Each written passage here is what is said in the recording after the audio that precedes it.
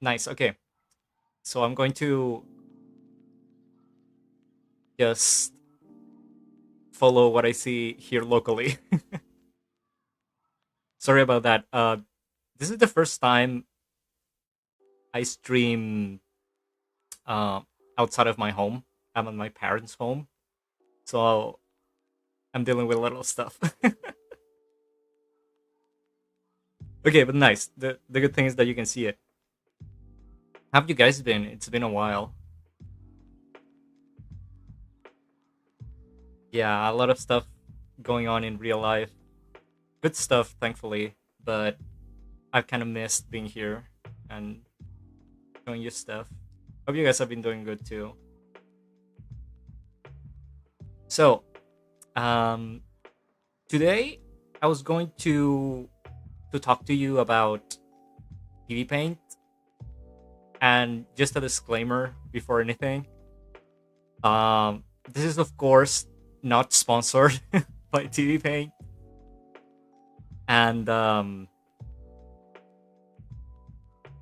my job here is not try to evangelize you for anything, as you might know if you have watched the streams before. Um, it's just that surprisingly, a lot of people lately have asked me about TV Paint, which I didn't think was going to happen because, as some of us know, TV Paint is extremely expensive. But there's interest out there, it seems. So I'm going to tell you what I know about TV Paint and kind of how it compares to other softwares and why you might want to try it or not. But yeah, that's pretty much it. Of course, you guys can ask me anything, and we can try to do and stream out of that. As you know, I do not plan this stuff like very strictly, so I kind of go showing you stuff that I know, and you guys can ask me if you want to know anything. Okay, so um, let's go to TVPaint, which I haven't opened.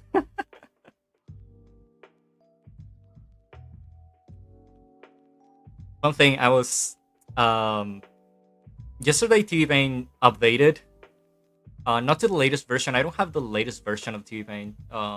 There's TVPaint 12 now, but there was a new version of TVPaint 11 that I didn't have, and it updated, and I wasn't sure it was going to work today, but it's working.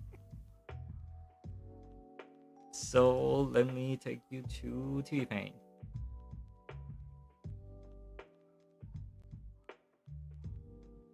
Okay, can you see TVPaint?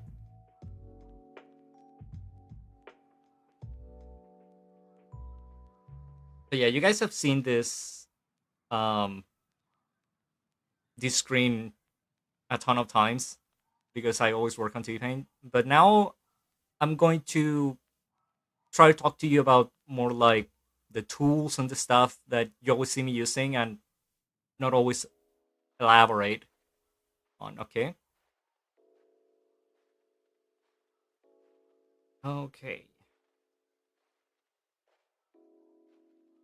Um, some comments before.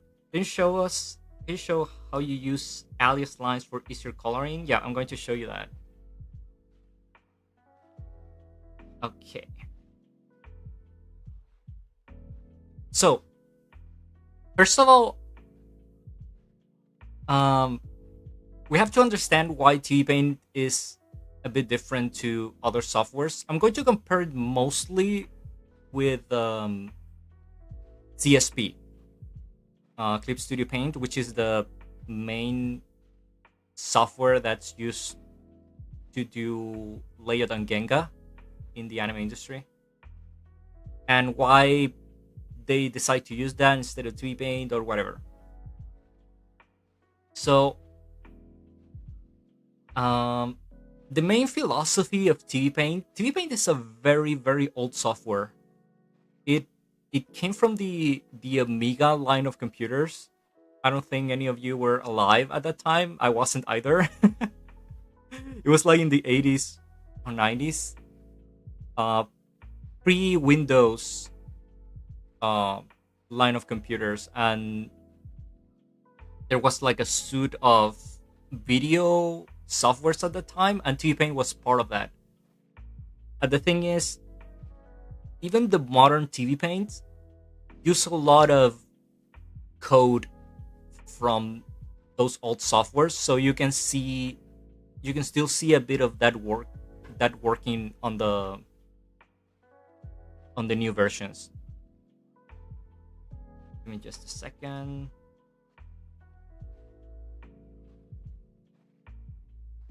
Sorry, I'm receiving like a lagged feedback from my microphone, so I'm like hearing my voice all the time, so it's hard to talk. Let me see what I can do.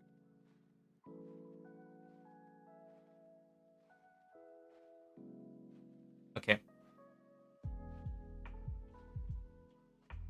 So yeah, TVPaint is a very old software. At the beginning, it could only do like very simple animations and stuff, and now it kind of evolved into a software that's almost 100% focused on hand drawn 2D animation, especially in uh, trying to imitate the feeling of drawing on paper.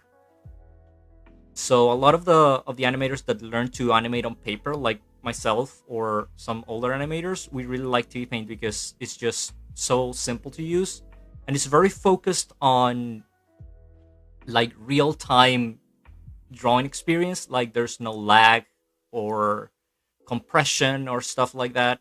So it's just super straightforward to use.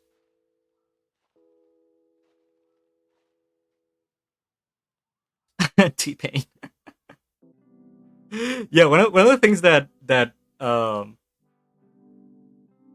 when I first knew T-Paint, it was in university, and I thought we were going to use Toon Boom like the first days at university, and they told me that we were going to use T-Paint, and I was like, "Damn, that's a terrible name for a software. It sounds so so old and unimpressive," but it ended up being a very good tool.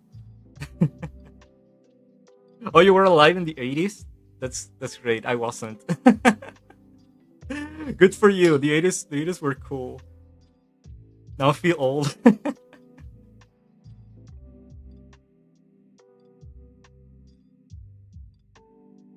Okay, someone's asking, can you use 3D models as base for drawing like in Clip Studio Paint? No.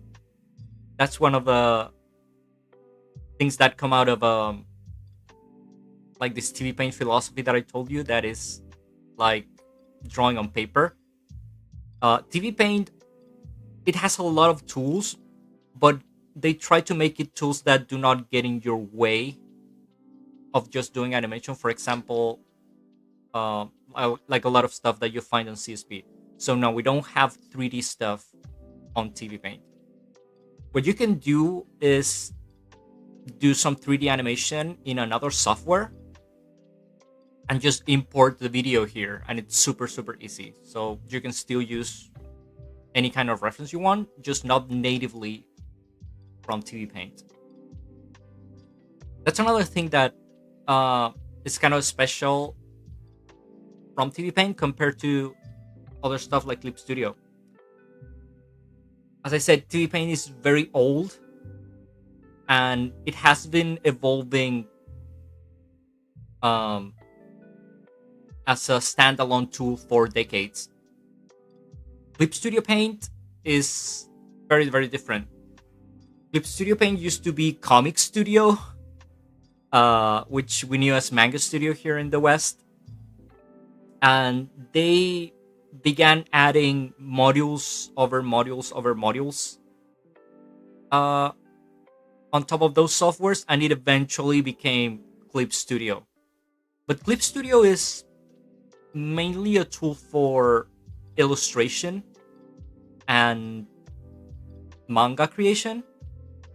It has a lot of tools for that, with a module of animation on top, which is, to be honest, when you compare it with like dedicated animation softwares, the the animation module of CSP is actually very limited. Uh, it's good enough if you want to do layout or Genga, which is what they use it for in Japan. But if you want to do like productions stuff, like more complex animation and more complex camera movements and stuff like that, or um, manage several cuts inside a single project, then CSP becomes um, kind of not the best tool for that. So we're gonna see all of that in a moment. Um, let's see. How can I show you this the easiest way possible? I guess we can begin like with a project. Similar to almost any other graphics software, you do a project, you can just go here, new project, and it will be very straightforward with whatever you want to create. Width and height, it gives you like full HD and 24 FPS. 24 FPS is what we will use mostly for animation. But if you're going to do a project with a camera, for example, or pretty much any series project, you would not start with a project in full HD. Why? Because you need a safety zone for your camera. If you do this, it will just give you the full HD canvas and nothing else. You will have to reduce your camera for this, like this. But then you are left with less resolution inside. So as you know, when you work for anime, the studio will give you a template, a layout template. You guys remember that?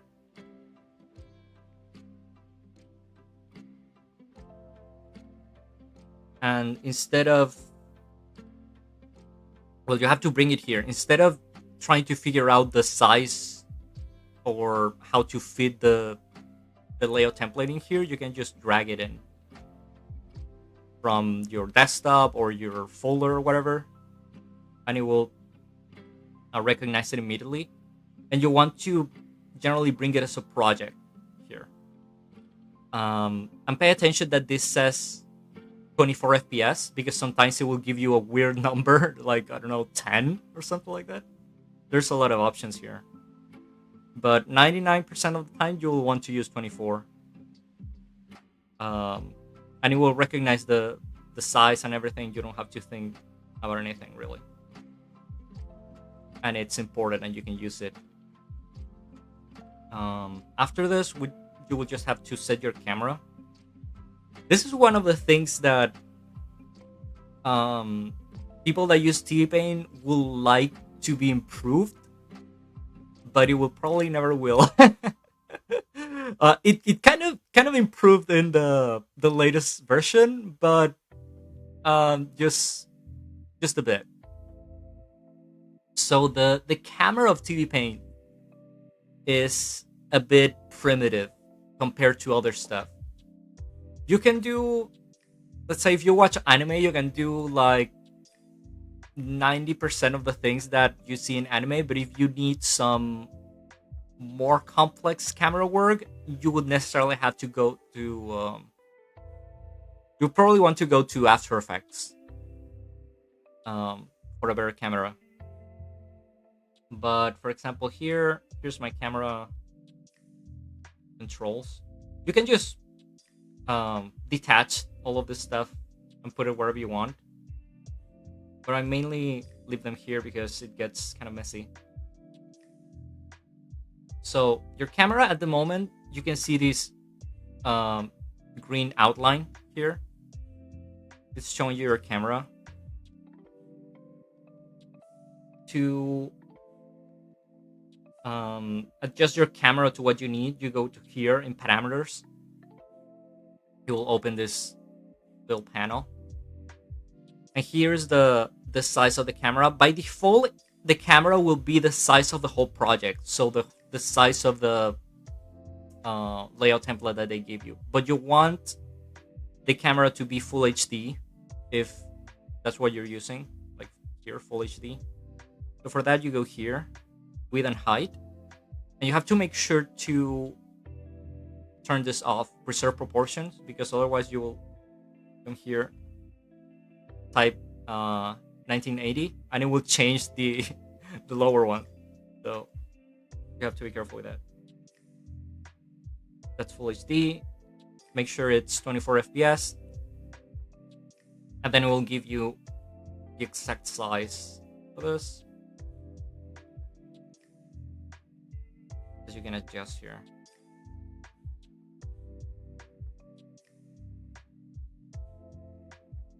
Wait, did I do it right? Oh no, it's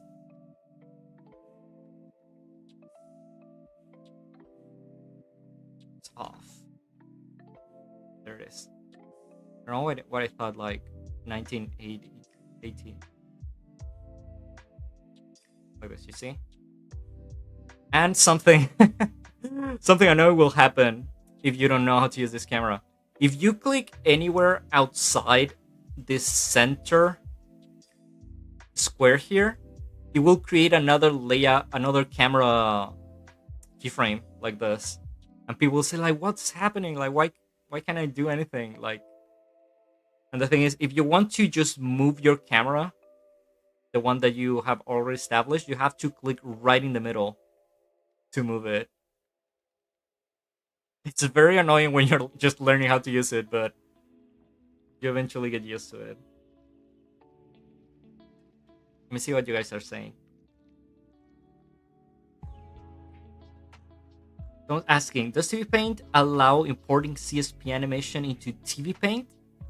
The official answer is no, but I'm sure, like, I swear I was able one time to import something like that from CSP. It was a very, very specific situation. But in general, no, you cannot like bring CSP files into TVPaint normally. You'll have to export them in like individual images, like PNG stuff. You can bring PSD to TVPaint though. So that's one way you can export like layers and stuff like that. But you have to know that from, I don't know, CSP to Photoshop to TVPaint, they will not always preserve all of the effects, for example, like the blending modes and stuff like that. So you have to know that you'll probably have to do some adjustments if you want to use PSD for all of this. How it compares to OpenTunes? That's a good question. Yeah, we can totally talk about OpenTunes. Let me finish reading this. I've seen that in the Japanese animation, they used very well the exposition sheet. They use mostly CSP, but also TVPaint. How do you use the X sheet in TVPaint? That depends. I know there's a way to use there's kind of an X sheet thing here in TVPaint that you can use, but I don't know anyone that actually used them. When you want to do like Japanese timesheets in TVPaint, you just import them and draw over them. Like this, for example.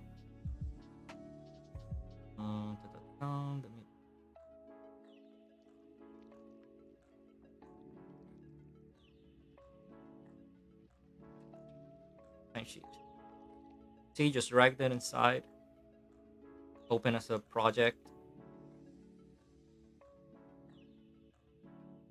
Here, down here, most of you guys know, but here's your timeline and your layers. They're very simple. So we have one layer that is the sheet, and you can open a layer on top to draw on it without ruining it.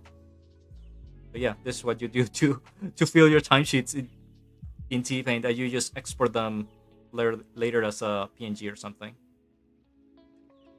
or a PSD. This PSD is good for timesheets because it allows the director to just erase the top layer and correct. So you can do PSD for timesheets.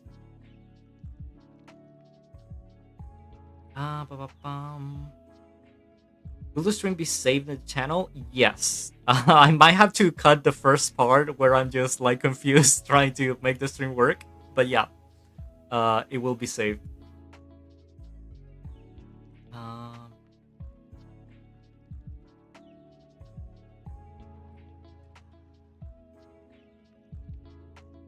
Someone's asking, by animation paper, do you mean an actual paper, or is it that software we can use? I don't know if you're asking me or asking the guy on top, but yeah, TVPaint tries to copy the immediacy of just drawing on paper and not having stuff in your way, so that you can just animate with without anything bothering you, basically. And yeah, you can import like paper stuff here, and I'm going to show you some cool stuff in a bit that has to do with actual paper.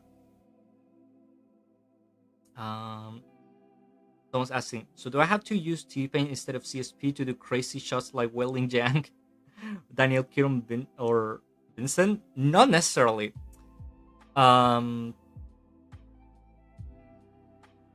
You can, I think you can do most of that stuff in CSP, but when it becomes kind of difficult is when you have like something fully colored or fully composited. Then these tools, even TVPaint, becomes a bit limited. So even when people do, for example, like camera work on CSP, they generally, for the final version, they export everything to After Effects to do the actual camera work and the compositing.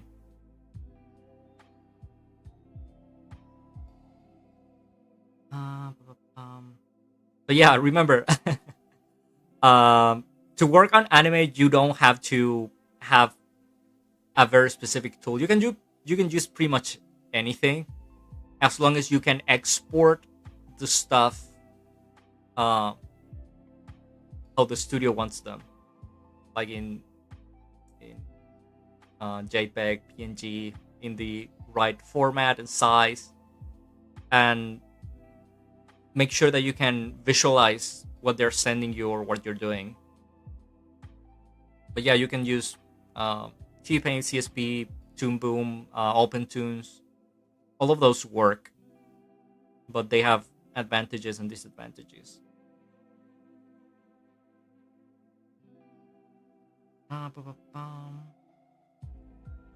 Your question got skipped. Oh, what was the question? Sorry.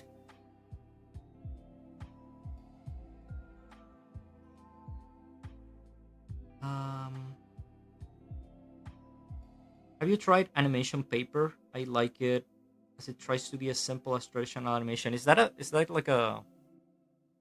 like another software? I don't know. Tell me what that is, and I can answer. So let's talk about camera while we have this here. So as I said, like one of the problems maybe that people perceive with TVPaint is that the camera is a bit primitive, but you can do a lot of stuff still with it. For example, every time you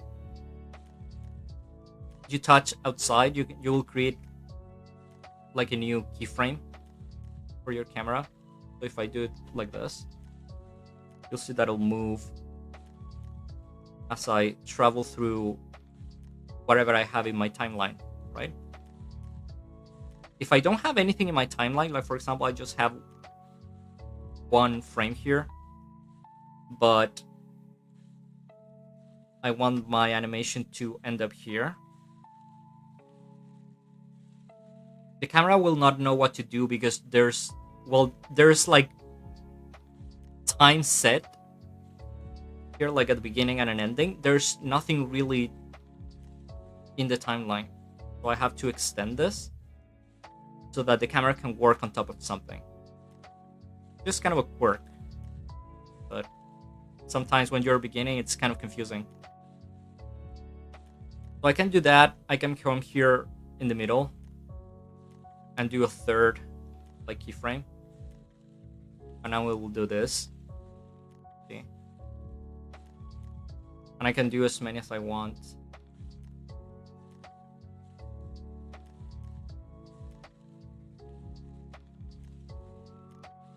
Very simple, right?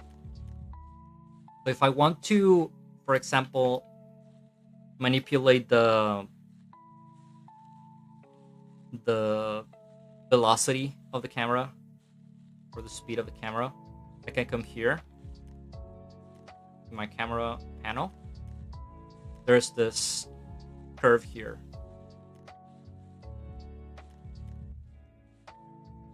And it opens this curve thingy.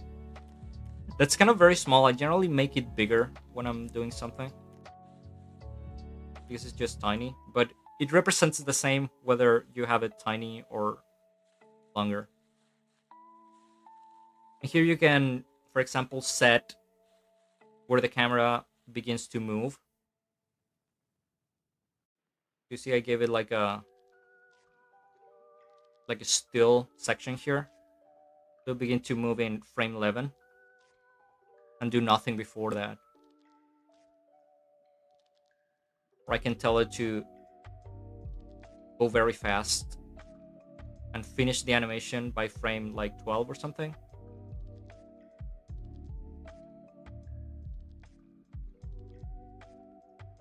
See? Very simple. You can also go here and change the straight line to curve if you want to do like is in, is out, stuff like that. And this changes the behavior of the camera. Well, and if you come here, this little panel here under your screen, this is just the visualization panel. If you press play and have this little button here activated, it will show you what the camera sees. If you deactivate this, it will show you the whole thing, which is not always very convenient. I prefer to have it with a camera activated. Oh, another thing, I always tell you to make sure that you are set on 24 FPS. This little panel here will let you know when you're visualizing stuff in a different frame rate that what your project is set on. For example, if I'm visualizing in 15 FPS, but my project is in 24 FPS, it will become red and tell you that you're not really visualizing what you think you're visualizing. Always make sure that everything is 24 FPS. If you mess up, for example, you import a project or you open a project and it's not in 24 FPS and you figure out later, you can change it. Like, you can modify the project, but it will also modify your animation and will kind of mess it up. So you have to make sure it's good from the beginning, okay? Because it becomes very difficult to correct your animation if you messed up the frame rate. Let me see what you guys are saying. Oh yes, a software. It used to be called plastic animation paper, but the creator made a new version. No, I have no idea. I'll Google it later, but it sounds very interesting. It would be interesting to see if you can do anime in it. Hey Calf. What are you doing? Someone's asking, can you draw outside the canvas in TVPaint like you can do in Adobe Animate, Flash, and OpenToons? No, you can't. Actually, if you draw outside of the... Let me reset the camera.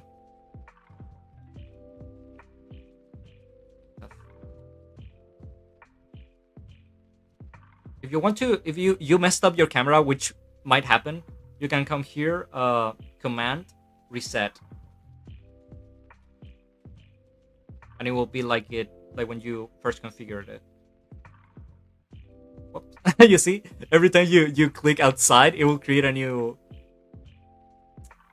keyframe. So yeah, someone was asking if what happens if I draw outside of the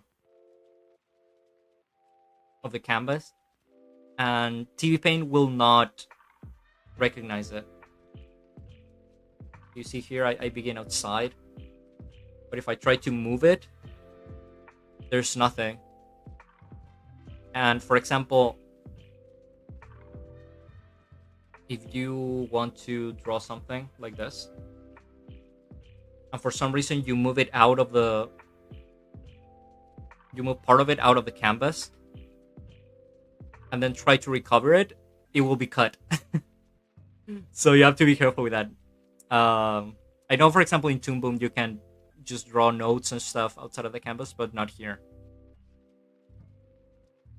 Here's just what's inside of your project.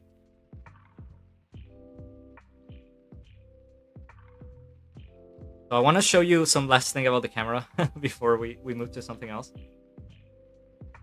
which is something I I don't know if it's the correct way to do it, but it works. And it's how to do a camera shake. So if I want to do a camera shake, I will create a few keyframes here. I will kind of tangle them. Doesn't matter too much the order. Let's say this is like, you know, seconds.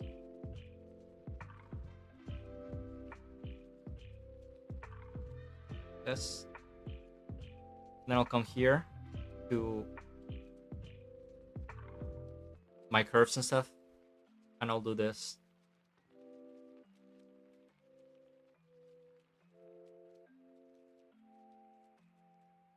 And the camera will move like this.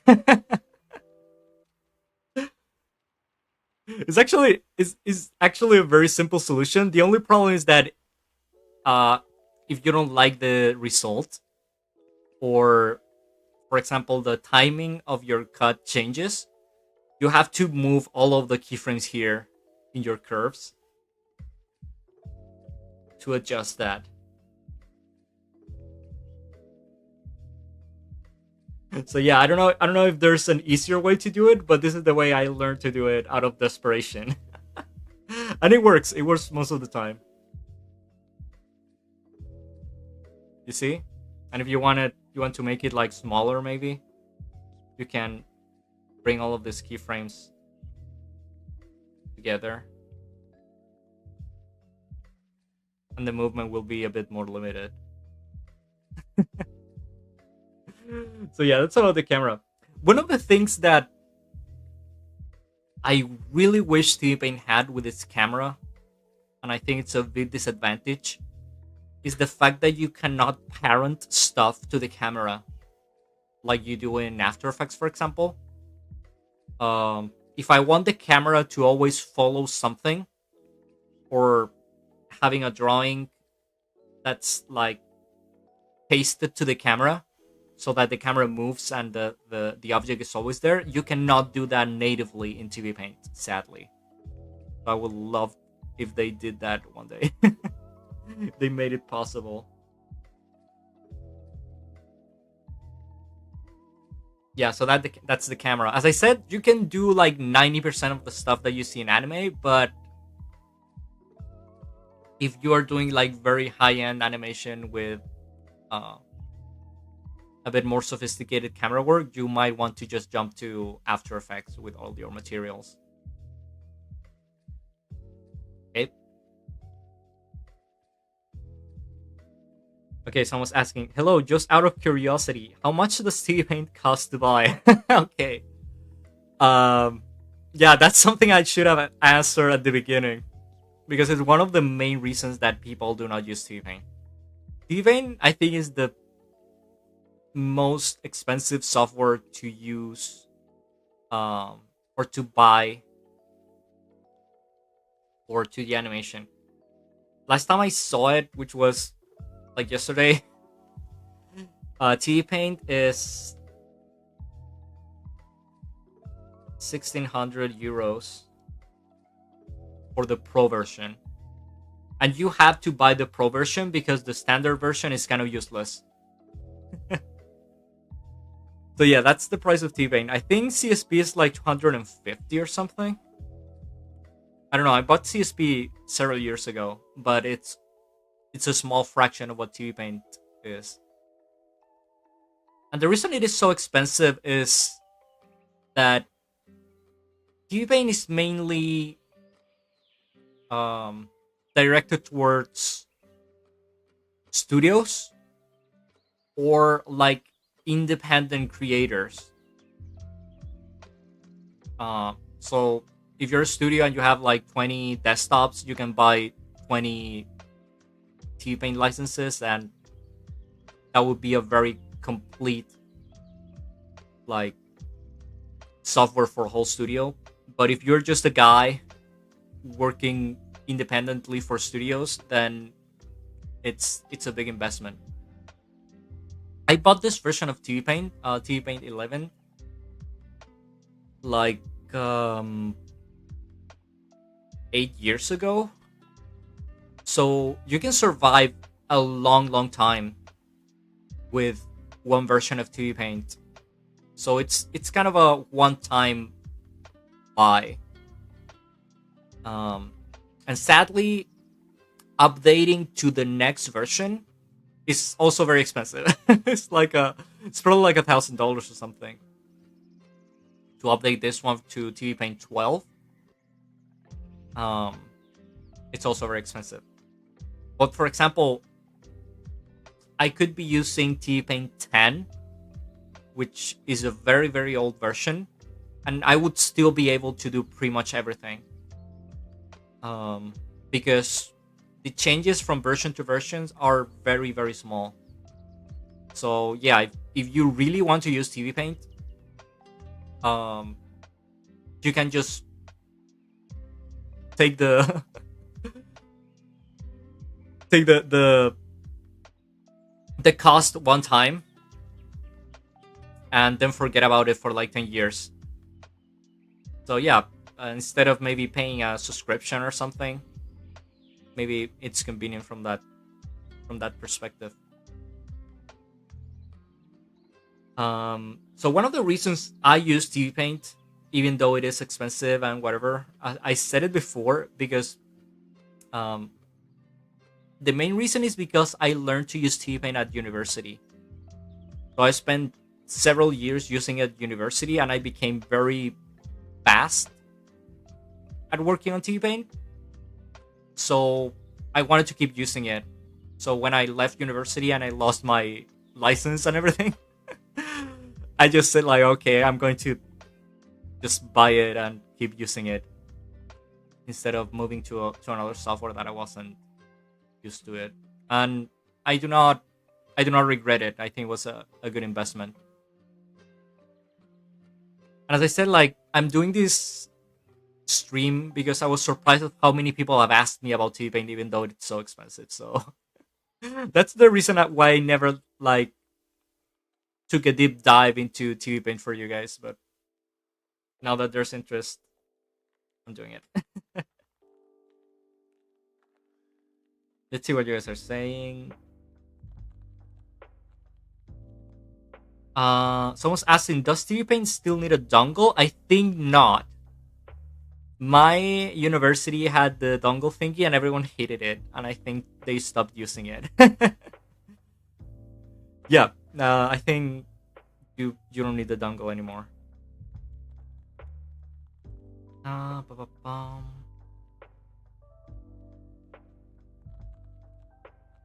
Someone's asking, have you done any streams about storyboard and animatics? No, I haven't done uh, streams dedicated to that. I'm going to show you about animatics here a bit because TVPaint has very good tools for that. But I haven't done a dedicated stream to that. So it's on the new Procreate Dreams 2. First version was bad, but this new version fixed a lot of issues. I've never used Procreate, so I wouldn't know. I know a couple of people that use Procreate at some point to do anime, to like do Sakan or stuff like that, but I wouldn't be able to tell you because I'm not a user. So I'm saying I bought it with a teacher's license back then. It was a lot cheaper then. Also, students get it cheaper. Yeah, I know there's probably some discounts around. And for example, they also have sales where they lower the price a few €100 generally. So you might want to to look out for that. But yeah, it will always be expensive. And as I said, do not buy the standard version because it's pretty much useless. Like, it's so limited. I've had people that have bought the standard version and they had later to upgrade.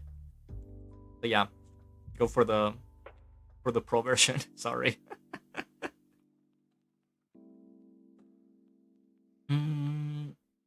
Someone's saying there's an animation software in development called Rough Animator, really similar to TVPaint but with less features.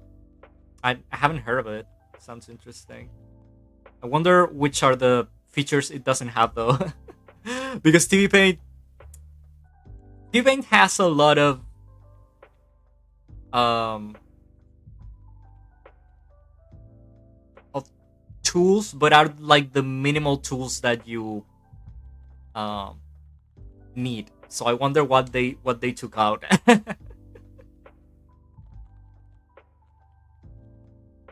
So I'm saying, and here I was thinking Clip Studio was expensive. Yeah.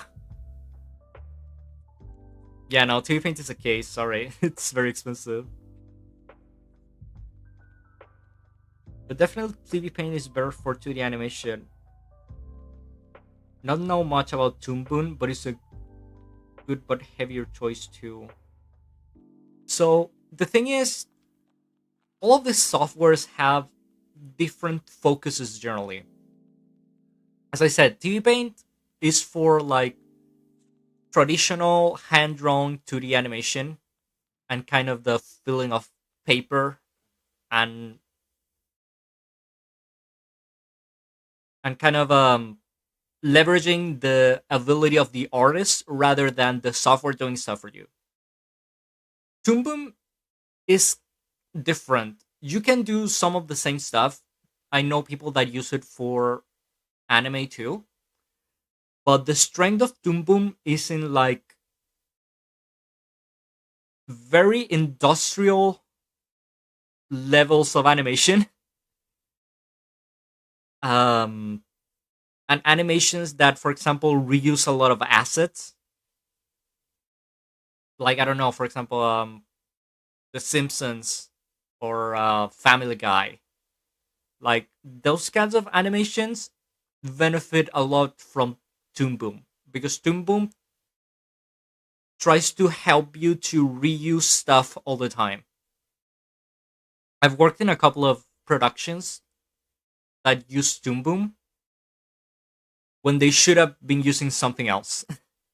For example, they were trying to do like very artisanal 2D animation, and Toon Boom ended up like getting in their way with all of the tools and stuff that they have. They should have been using something simpler. And the other thing that Toon Boom has that uh, some people like and some others don't, is that Toon Boom tried to reinvent the animation pipeline through their tools. For example, they have a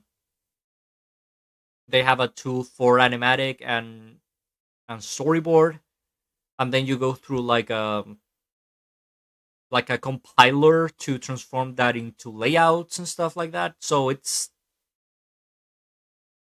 they try to make their own pipeline, which sometimes is hard to get used to, especially if it's not the kind of production that would take advantage of all of Toon Boom's stuff. See,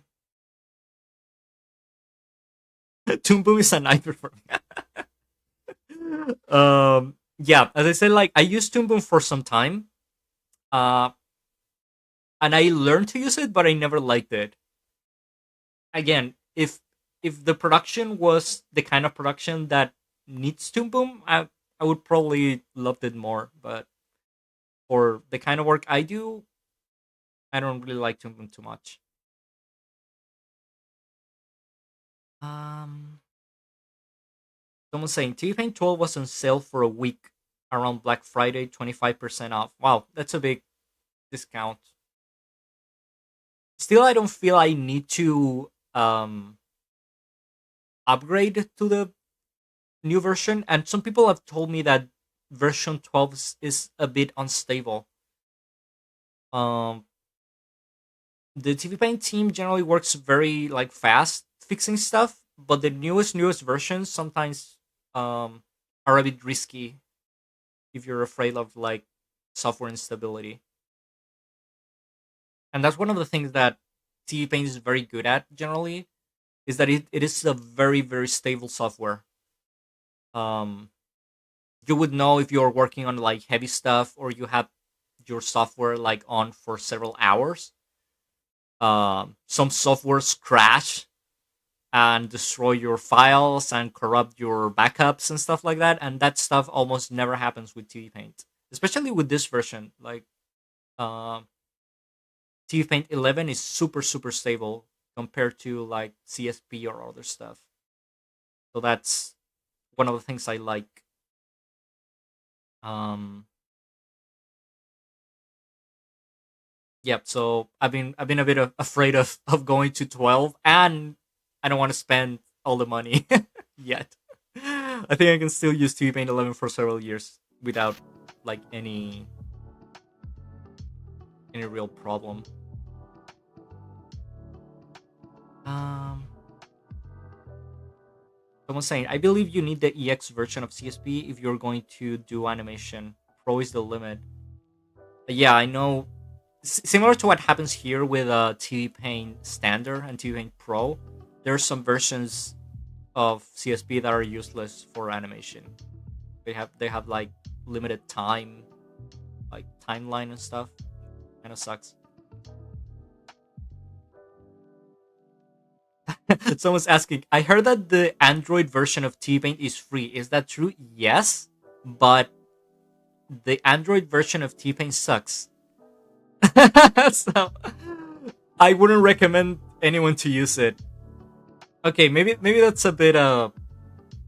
um that's a bit rough, but the Android version of TV Paint was an experiment and it didn't work.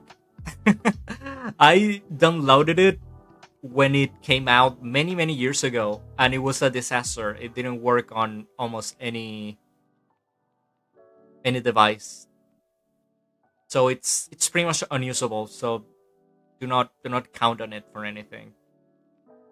I remember I think the developers said that Android devices are all so different that you could simply not do like a version that worked on every Android device.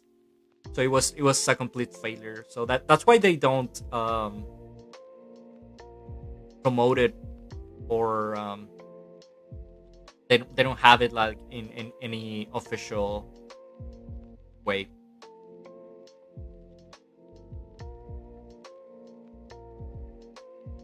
I'm saying I think I'm fine with the CSP pricing. Not gonna lie, yeah.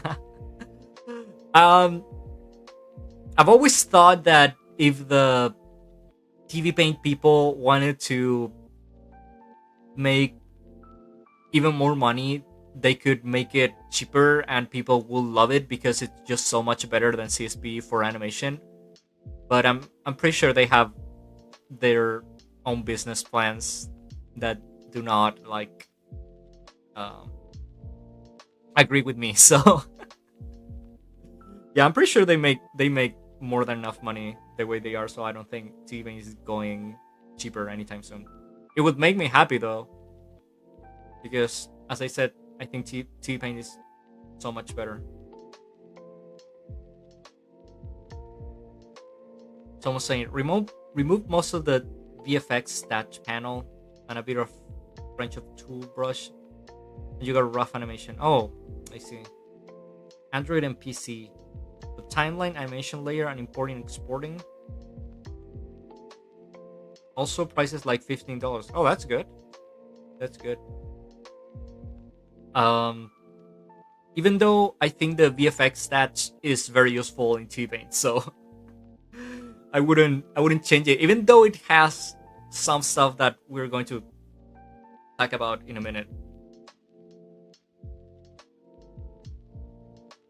Someone's saying Toon Boom is so heavy and hardware demanding. I look at T-Paint even in an old potato old potato laptop. Yeah, that's true. So a lot of people ask me how demanding T-Paint is, and it is demanding, but not so much compared to other stuff. For example, TVPaint does use your GPU, but for very specific stuff. Mainly for visualization. For example, the visualizer here and the zoom in and zoom out. You guys see that it's super smooth, and the playback of TVPaint is one of the best compared to other softwares. It just doesn't lag or anything. That's generally GPU aided, but that's pretty much all the GPU use T-Paint has. All of the other is CPU and RAM. TVPaint is very, very heavy on RAM. um, Not so good after you hear what's happening with the RAM market lately. But you can configure it so it's not that bad. But in general, T-Paint is very, it consumes a lot of RAM, especially if you have configured the Control C function to the max. So T-Paint has an almost infinite Control Z, like an undo.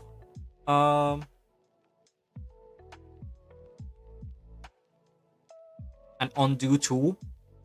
For example, if you at some point of your work are working on the wrong layer and you find out like an hour later, you can just keep Control C press for like 5 minutes and it will most likely help you get to the point where you were wrong and you can just correct it. And yeah, you will lose like an hour of work, but you will not lose the whole project or the whole layer or whatever just because you could not come back to where you want it. So TVPaint stores like hundreds and hundreds and hundreds of instances of drawing and stuff so that you can do like infinite Control C and get to whatever point of your work you want. So that eats a lot of RAM. But I think it's worth it. Because it has saved me a few times before. As I said, like you can press Control C for minutes and see the project like coming back in time to where you needed it.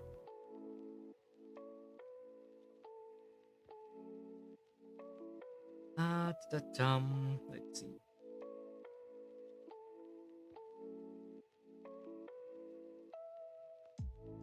Someone saying Toon Boom crashes a lot. Official version or pirated? Yeah, I also experimented that when I was working on it. Someone saying I really like OpenTunes, but the cursor goes really laggy on my drawing tablet. The thing with OpenTunes, when I began working on anime, I was also very curious about OpenTunes. But every time I asked animators about OpenTunes, they told me that it was pretty much unusable. Like it was very buggy and laggy, and that it would simply not be good enough to do actual work. But lately, I've been seeing animators for like um example like some Japanese animators working on OpenTunes without much trouble. So maybe it just got better. So I don't know. Maybe it would be worth to try it again. It's free, so there's nothing to lose, right?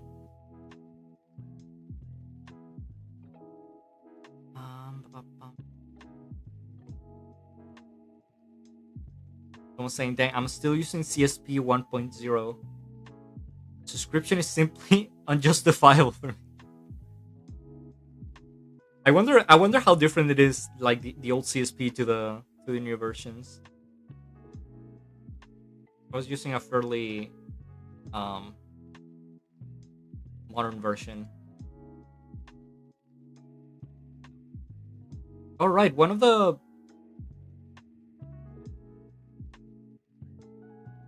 animators that use OpenTunes um that uses OpenTunes like even streaming is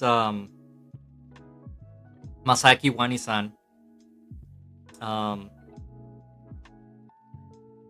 the animator that I showed you guys on the in our server, and he was using my model to do some animations. He uses OpenTunes, so it's very, even though it's in full Japanese, it's still interesting to watch him use OpenTunes if you wanna kind of learn how it is used. And he doesn't seem to have any trouble with it, so maybe OpenTunes just got better. Um,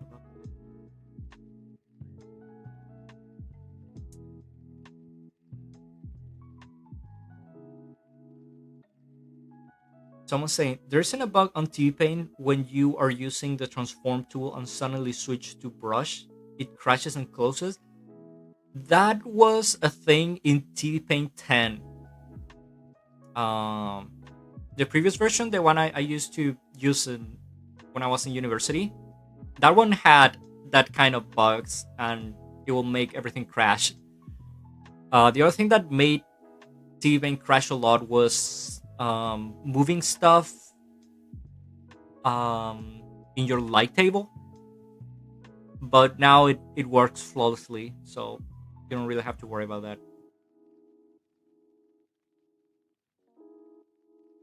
Someone's saying, now that I think about it, aren't there some Japanese animators who still use Flash? Probably yes, but even some of the guys that I knew used Flash now use CSP.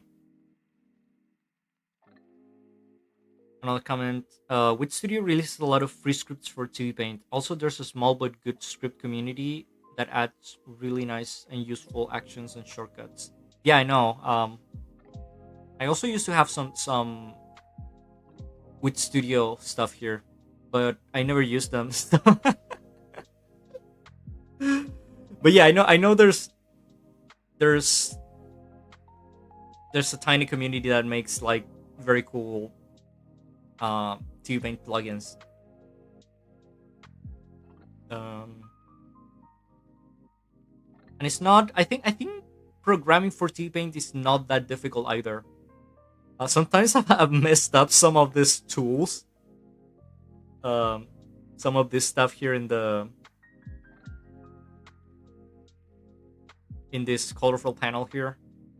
Sometimes I've messed up some of the tools for some reason, and I have to go to the scripts and like rewrite them, and it's kind of a kind of a pain. But I was able to do it, so it's not that difficult.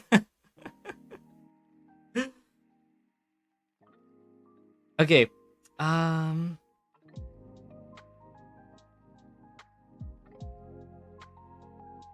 I like how vintage the software looks. Oh, sorry, I closed the thing. There's a way to make it look even more vintage. You can make it look like TVPaint 10. That one looks super, super old. But I don't remember how to do it.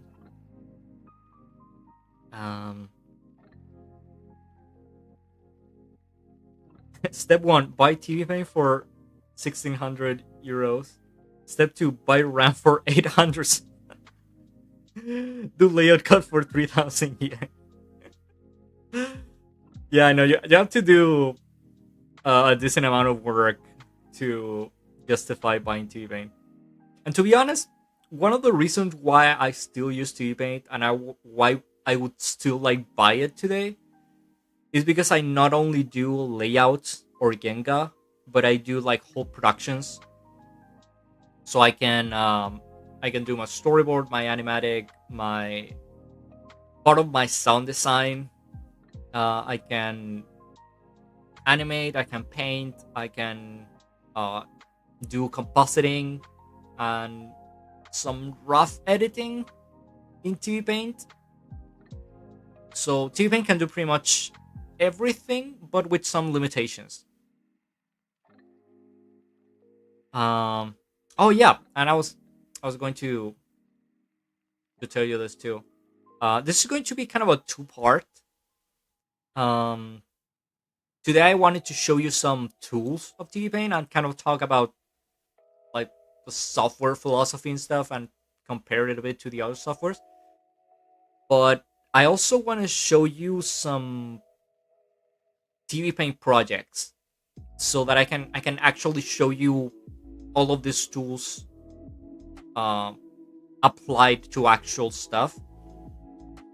So I don't know if you guys heard, but I worked on a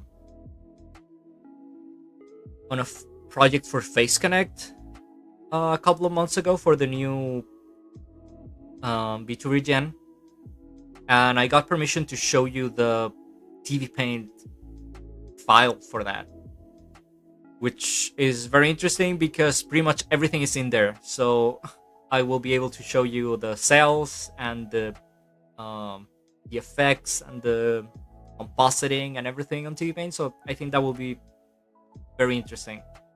But we're going to do that in the next stream. I don't know when. Hopefully soon.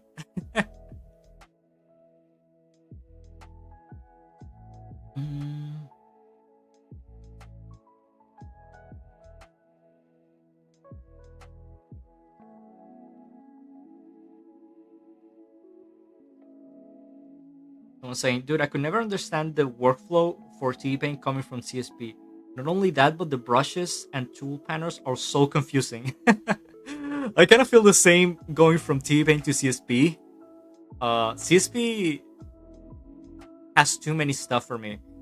But if there's something like specific that you do not understand from TVPaint, you can ask me and I can show you, because it's actually super, super easy to use.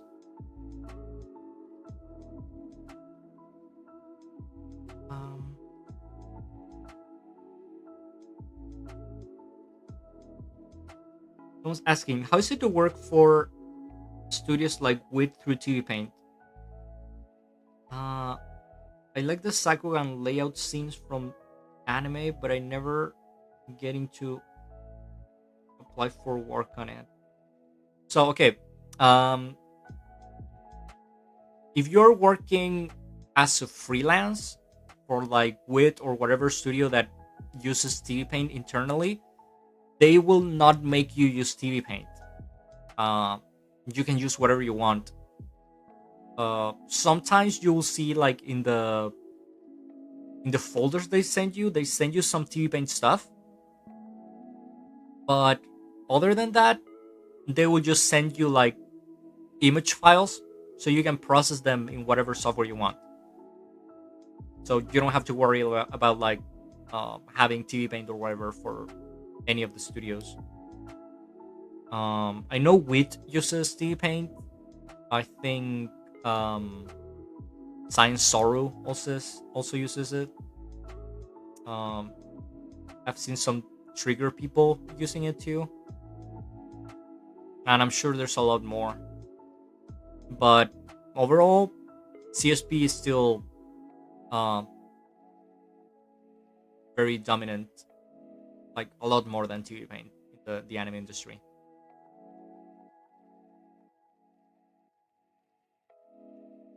You need to show us more about storyboard and animatic. Yeah, I should really.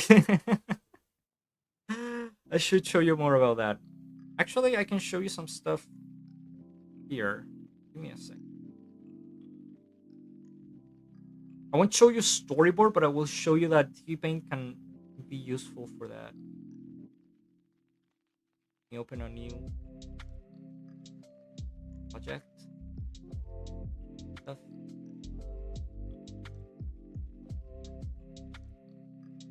So you see down here, this is the timeline that I always show you. But if you go to from clip timeline, which is where we are, you go to project right here. We will open this other panel. And this panel are your individual cuts. See? So with this, I can do animatics and like longer productions and manage everything from a single TVPaint project, which I'm going to show you later when I show you the Face Connect project. But yeah, if you want to do animatics and stuff, you come here and you can do several cuts and time them and all of that. I wish it had more options, for example, to like do transitions. I haven't found a way to do like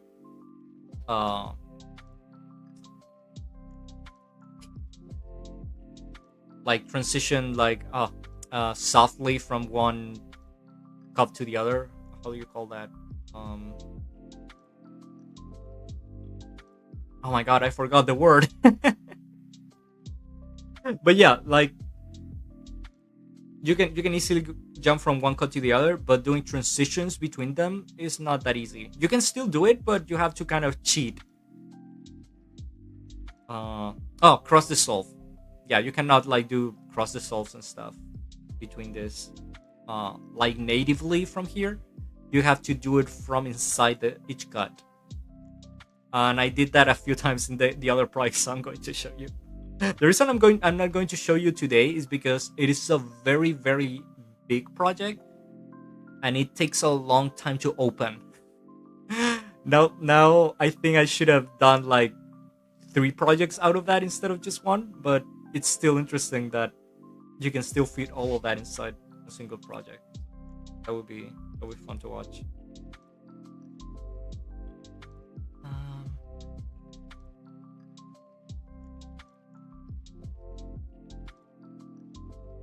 I heard that Science Sorrow also uses Adobe Animate too, but I have no clue how that could be used in anime. I know they used that before. There's some productions where they have shown that they used like vectors and transforms shapes a lot and stuff like that, but I don't know if they still use it as much. That was several years ago though, so it would be interesting to know. Someone's asking, what kind of features would you like to see in future TVPaint versions? A friend of mine told me about frame interpolation for skip, annoying in-betweening, and I would love to see a layer for import 3D models. What I would like to see, I would like to again, coming back to the camera, I would like to be able to parent stuff to the camera, which I think it's probably not that hard to implement. Stuff like 3D, frame interpolation, and all of that, it's probably more difficult to apply to TVPaint. Just because it I think maybe it would conflict with the general architecture of the software. But the other thing that I would like to see, but I know will probably never happen, is that in TVPaint currently applying filters or effects to layers is destructive to the layers. You cannot do, for example, in like After Effects.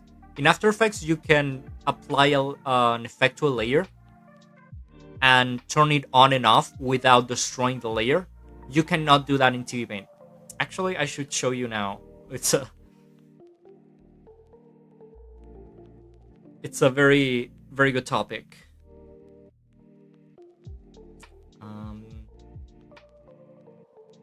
So let me see how I can show you this.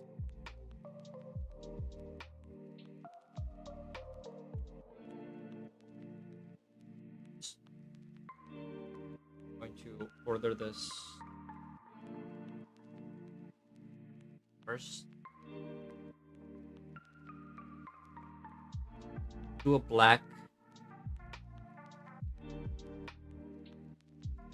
layer for a second, like 24 frames, and something under it.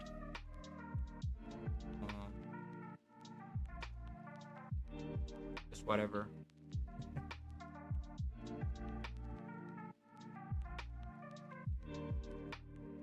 And this is going to be 2 seconds.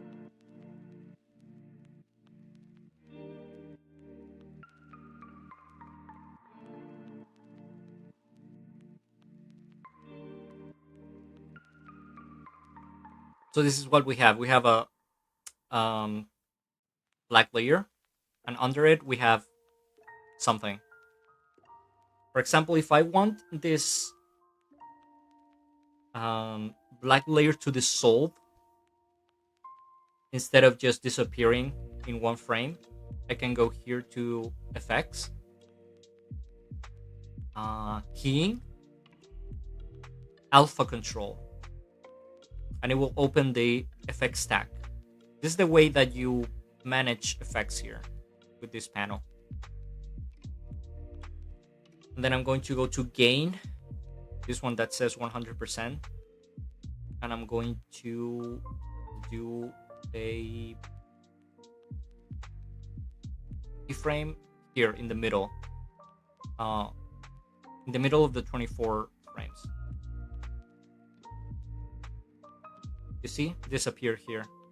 This is a keyframe of the effect. And at the end, where I want it to disappear completely, I'm going to do another keyframe. And I'm going to set this to 0.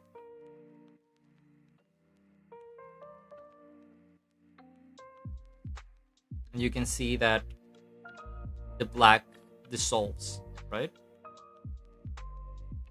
But the effect is not applied yet to the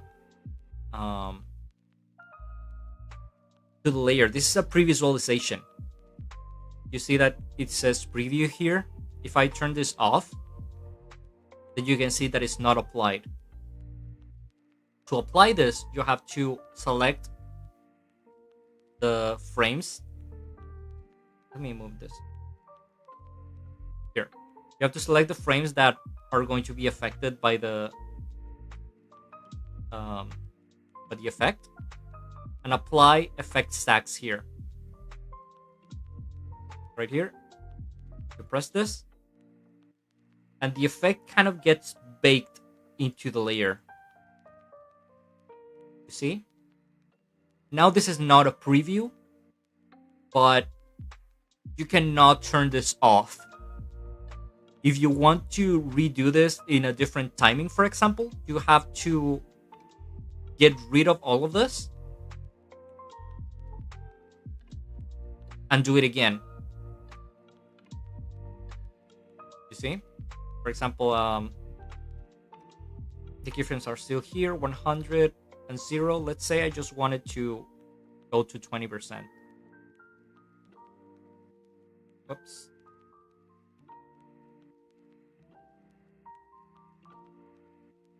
And now it goes to 20%, but I had to do it again. And it's still like baked here. So yeah, that's one of the things that people find annoying about the effects on TVPaint. You can still do a lot of stuff with this, but you have to kind of get used to how it works.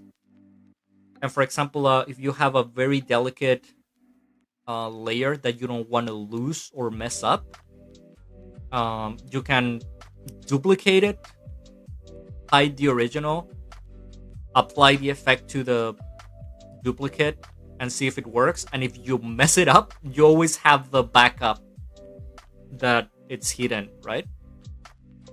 So you have to kind of develop a way to work around this kind of stuff.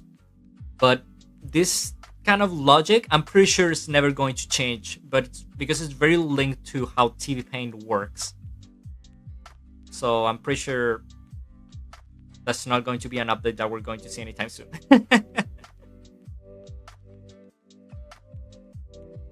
Someone's saying, could you show us how you do cleanup stuff with the alias tool?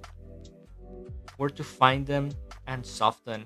I can show you a bit, but there's a couple of streams already in Sakura Foundry in this channel about Genga, and that's probably kind of, it probably has all of the information you want, but I'm still going to show you.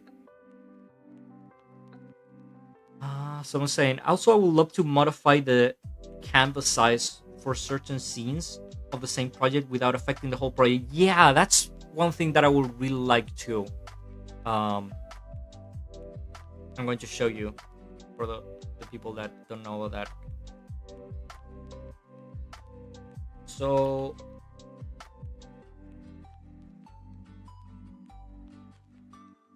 here, the size of my canvas is the size of the layout template. Remember that we imported that and we set the project to that. If we go to the project and do a lot of cuts and stuff, all of the cuts are going to be the same size.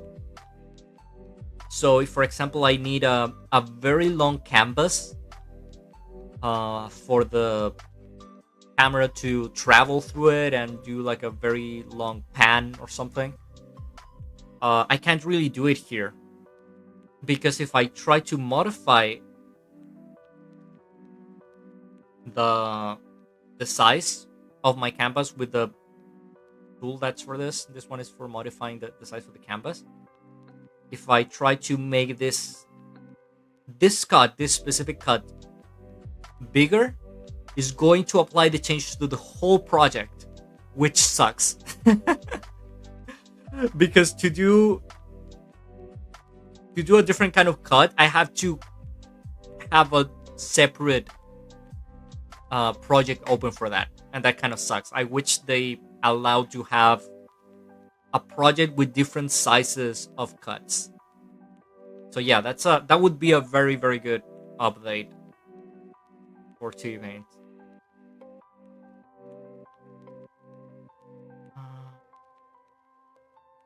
Someone's saying, is there a chance that we get Drawing for Animation Part 2? That would be quite cool. I've been spamming for some weeks the quick poses that stuff makes one improve super fast at drawing the figure things. I think we could, but I wonder what I could show you that would be interesting. Because I think I show you quite a lot in in the first stream. Like my process for my thinking behind drawing for animation is not that complex. So if you have like something that you would really want to know about it, maybe we could do another stream about drawing. But I think I told you pretty much everything in the first one.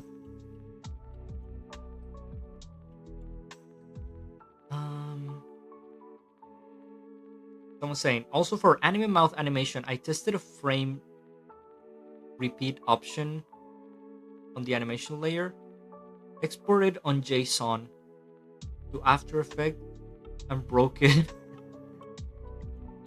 And old TVPaint 10, keep it working, exporting in CVS folders.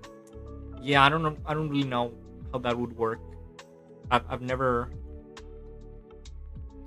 I don't think I've ever exported something like that. There's a script for After Effects called OCA that allows to import CVS and JSON from TVPaint and lay extractor. JSON file mess up the frame loop. Yeah, sometimes it's just way easier to just export either just the keyframes or an image sequence from TVPaint. We used to do that a lot at university. We would just export very long image sequences, and that would just give us the timing, the exact timing on After Effects and stuff. It's actually very easy.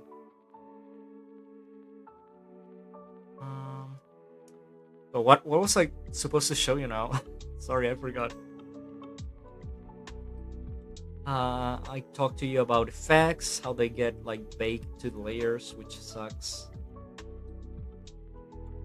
But again, you can still do a lot with it. Just take some time to get used to it. Oh, someone was asking about like doing cleanup with the alias lines. So this is something I figured out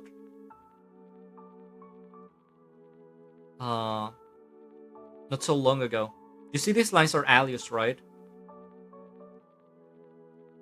They're very pixelated, and we use this because it's easier to fill with color later.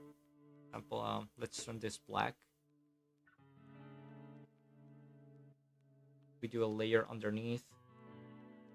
Come with a bucket tool. And we can tell it to erase this for a bit. To use as a reference, for example, the layer it is in. If I use that, it's going to fill the whole thing because the layer we're using doesn't have anything. So it will just fill the whole layer. If I tell it to use the above layers as reference, then it's going to know how to fill this. But you see, if the lines are aliased, oh, wait a second. If the lines are aliased, the color fill is very clean. There's no like gaps or anything. So one of the things I I struggled for a bit was to find out how I could turn these lines into anti-alias lines for like final renderings. Because even though this is very useful to work with, it looks kind of bad on screen. You want like softer lines for that. So I tried a lot of stuff. I tried some very soft blurs like Gaussian blur or what other cubic blur, which is kind of the same. But eventually I find out there's actually a tool specifically for this, and that is here in effects, rendering, no, stylize, anti-aliasing, and you have to apply it here, effect, stylize, anti-aliasing, and it's actually a very good anti-aliasing. And I searched so much for how to do this, and it was here all the time. And you can control it very precisely here. You can go a bit softer and have a lot of stuff here that you don't generally don't have to touch, but you can play with it a bit.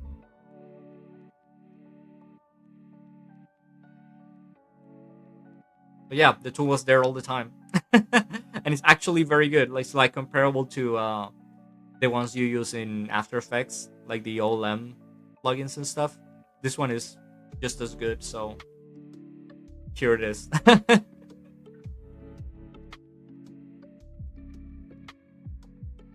Let's see. So I'm saying, which brush do you use for alias lines? I just use a custom brush. I mean, kind of custom. It's just a normal brush with the anti-aliasing off. Let's see. If you come here to your drawing set of tools, you come here to your pen, which is the one you generally use. You also have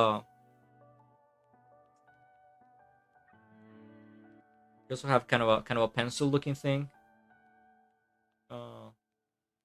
That like this. But you generally use the pen. Now it has the anti-aliasing off, but you can just turn it. I think it's turned on by default here. And you do like alias lines. I mean anti-alias lines. But if you turn it off, then you have the line that I use all the time. And this is just what I use. I don't use any pressure or anything. And I store them here. This is a panel to just store whatever you're using at the moment. So if I'm using a specific line with a specific width that I don't want to lose and have to redo, you can just store it here. Like grab current tool, and it will put it there for you. Oh, another very useful tool that I use all the time is the lasso tool, the fill lasso tool. This one. You can use this for pretty much everything. I use it for erasing a lot. But you can do this and erase stuff. Or just paint. And it's super useful. I use it all the time. One of my favorite tools. You can also do like aliasing and anti-aliasing with it. This one is alias. You can turn in anti-aliasing, and it will do an anti-aliased lasso thingy.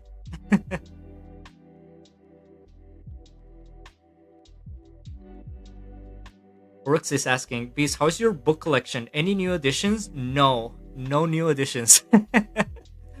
You know what? Because I'm trying to move.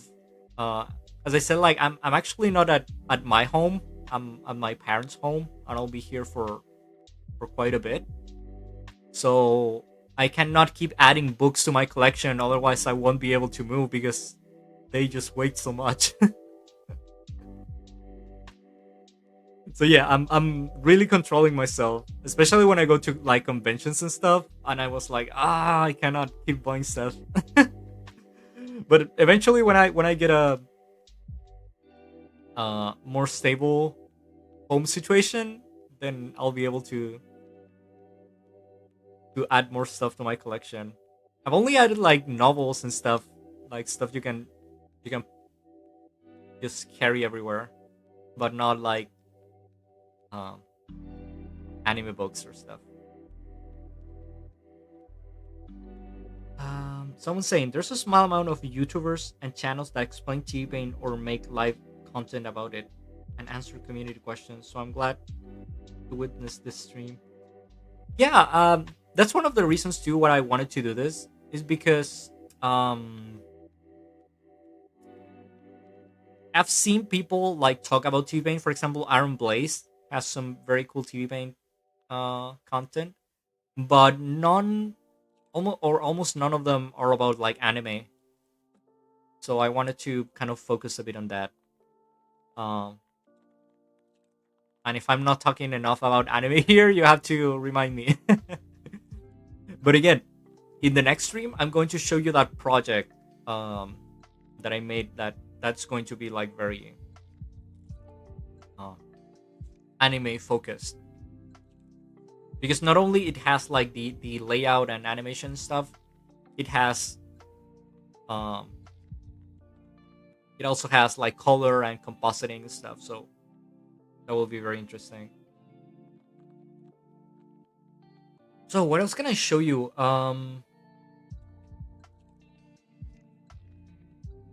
As I said, this is your drawing stuff panel. You have the pencil. The pencil is actually very good. I generally move this curve to like this way, so I get a more um, dense pencil. But it's actually very good. You can make very nice stuff with it. You also have an airbrush, which works pretty nicely, with some exceptions. One of the actual problems that I have with TVPaint is that it has sometimes a very bad banding issue. Do you guys know what that is? Let me see if I can show you. I don't know if it's going to be visible here or not. Or maybe I need a better contrast.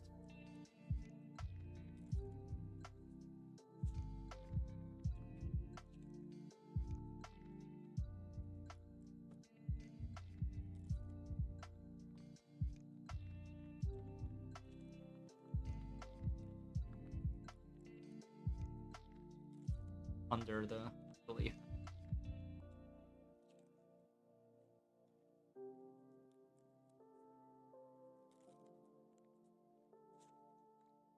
Here you can see a bit of it, but sometimes it's way more noticeable.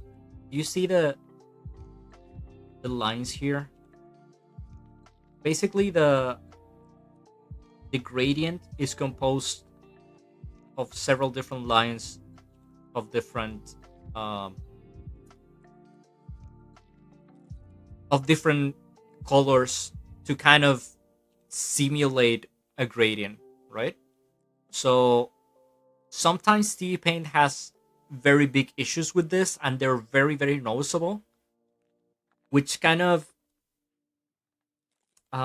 makes it difficult to do painting, for example, to do gradients for skies or for other types of backgrounds, or to do some effects, some other gradients and stuff. And that kind of sucks because it can make stuff look kind of bad. I dealt with that quite a bit in the last project I did, the one for Face Connect, and I'm going to show you the parts where I was able to fix it and the parts where I wasn't able to fix it. Because there are some ways to fix it, but with some trade-offs. So yeah, TVPaint at some point said that they wanted to be a tool that could do uh, everything an animation production needed, like your storyboard, your animatics, and your animation, and your cells, and your backgrounds. But I think that as long as they have this problem, it's very difficult to say that they can do like very decent painting, because sometimes you cannot fix this, and you really need to jump to I don't know, Photoshop or Clip Studio to paint a nice background. But yeah, that happens. Banding.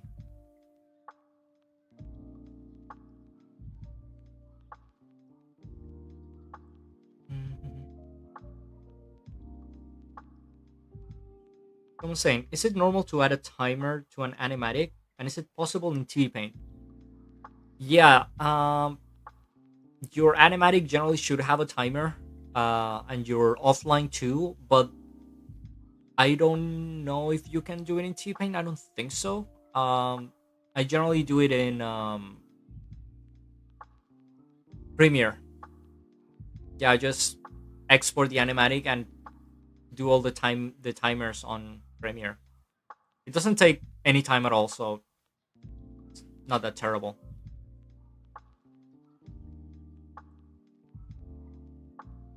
Let's see. Show you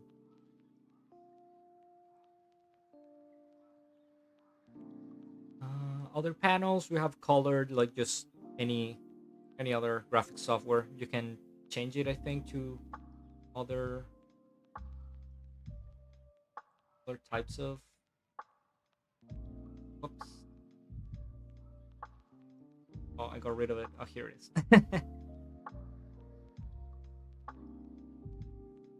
Oh, here. You can change it to other kinds of mixers and palettes and stuff. I generally just use this one, the slider. This panel is a custom panel. A friend gave it to me, and it's like Genga colors. Uh, just a like a like a shortcut for those colors. You have a line smoothing um, panel, which I actually don't use anymore. TVPaint 10 and TVPaint 11 kind of changed the line smoothing from one version to the other. I really like the line smoothing from TVPaint 10, and I could never get used to the line smoothing on TVPaint 11. So I eventually kind of just stopped using it. So you see that it's in 0 here. You can uh, change the way that it does the line smoothing, and you can experiment with it. But I just don't use it anymore. What else? Here, for example, you have here's how you configure your pressure, for example. Um, Here it is setting constant, so you see that I don't have pressure.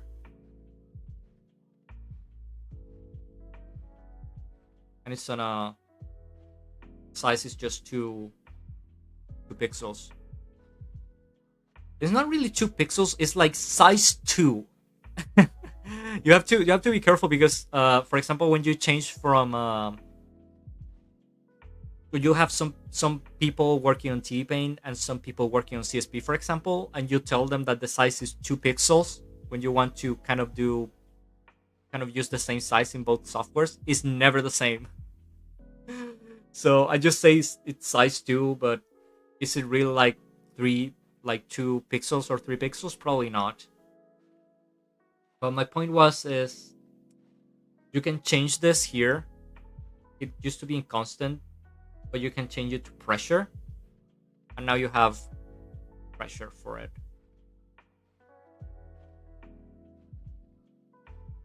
You can also change it for other stuff like speed,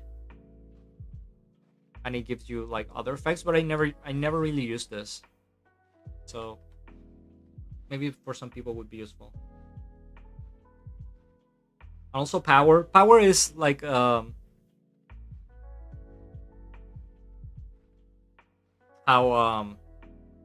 basically how much ink comes out of a virtual thing. See, it's not really the same as opacity, which is here,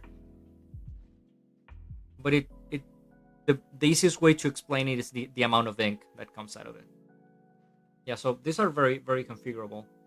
I just use it the simplest way there is, like no pressure, no anti-aliasing.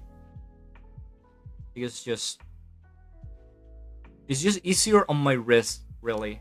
I do not like using pressure if I can.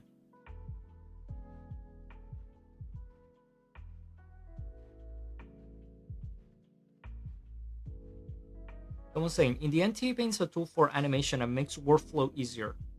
The same process and skills stay with you. You could apply most of the same animation workflow skill to any other software. Yeah, basically. Especially if we are talking about like layout and Genga, which is what you do most in the anime industry. But if we are talking about like bigger projects, like whole productions, like I'm going to show you next stream, then I think TVPaint kind of have a bit of an advantage over some other softwares. One, because it can do a lot of stuff and it can do them easier than other softwares. But I'm going to show you that next time. What else can I show you? Oh, this here. Do you see this skull with crossbones? This is probably the most important button in the whole software. And what it does is just kill anything that's on your layer or in that exact frame. For example, I come here to the little faces. I can just kill it. And it gives you a transparent frame instead. Well, the other reason it is useful is because you can come to a layer and you can add a transparent frame anywhere in the timeline with it. Not just erase what's there, but also add frames. And this little this skull with crossbones is it's been in almost every TVPaint version for decades, so it's kind of a trademark of them.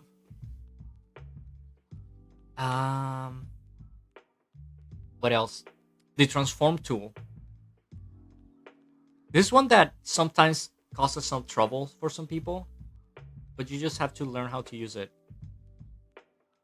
Let's see.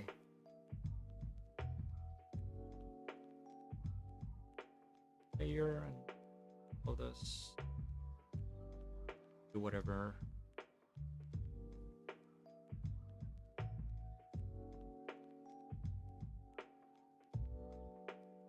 Another face. We go to the transform tool and it immediately recognizes the actual content of the layer, like it doesn't take the whole thing. And you can make it bigger or smaller or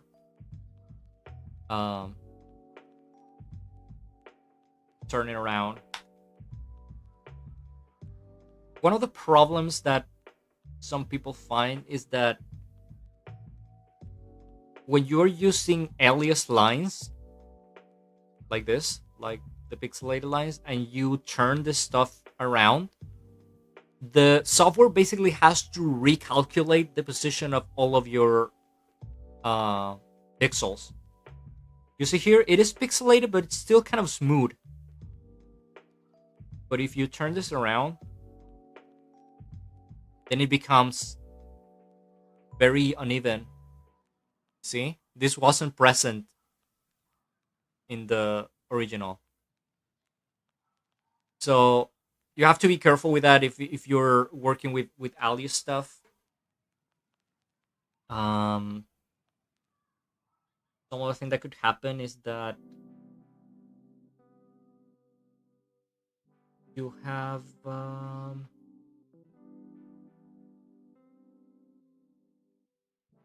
also have an anti-aliasing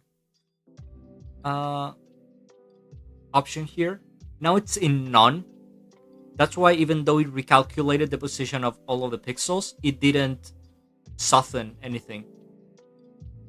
But if I activate it, you have some options: medium, best, and smart.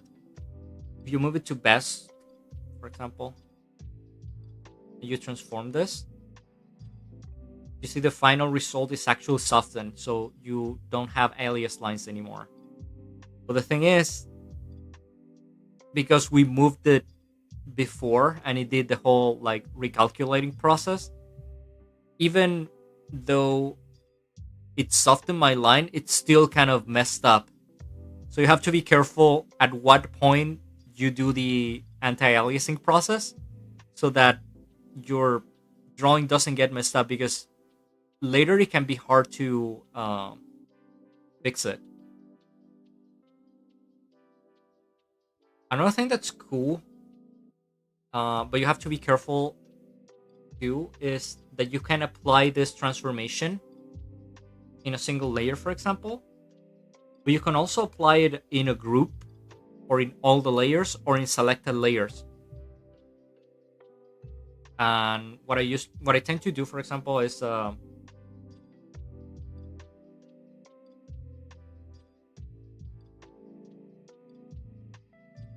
let's do another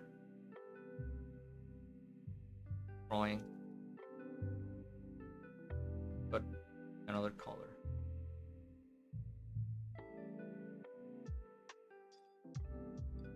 We have two layers with two drawings, but if we group them with this,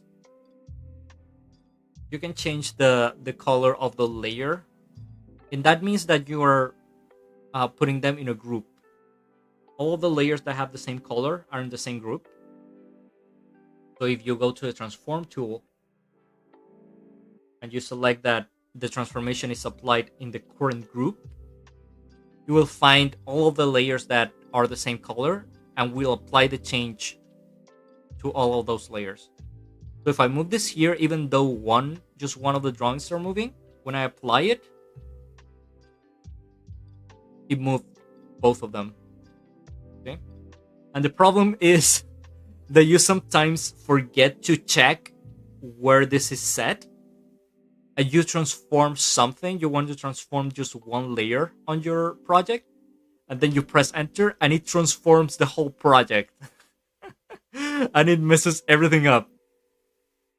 And if you have a lot of layers, it can take quite a while. It can take several seconds to just like move everything, and you see your whole project just like going to hell. So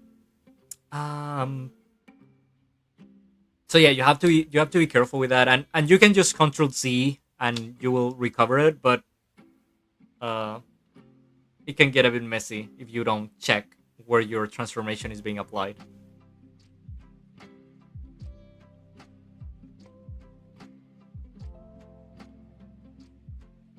Let's see what you guys are saying.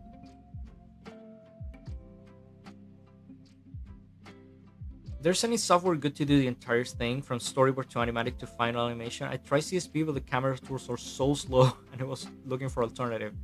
I would say this one. Again, I do whole productions and I try not to jump from tool to tool if I can. Like, for example, if I can do the whole compositing in TVPaint, I try not to jump to After Effects and stuff like that. And I can do pretty much everything here on TVPaint. But again, you have to take the whole cost of the software if you want to do that.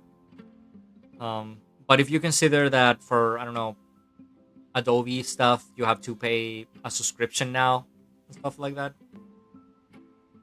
Maybe it's convenient for you. I don't know. And for example, TVPaint is also very good for illustrating. You can draw pretty much anything in any format, any size, with any kind of lines. So as long as you don't like get into the banding issue that I mentioned, then you can also illustrate pretty well in TVPaint.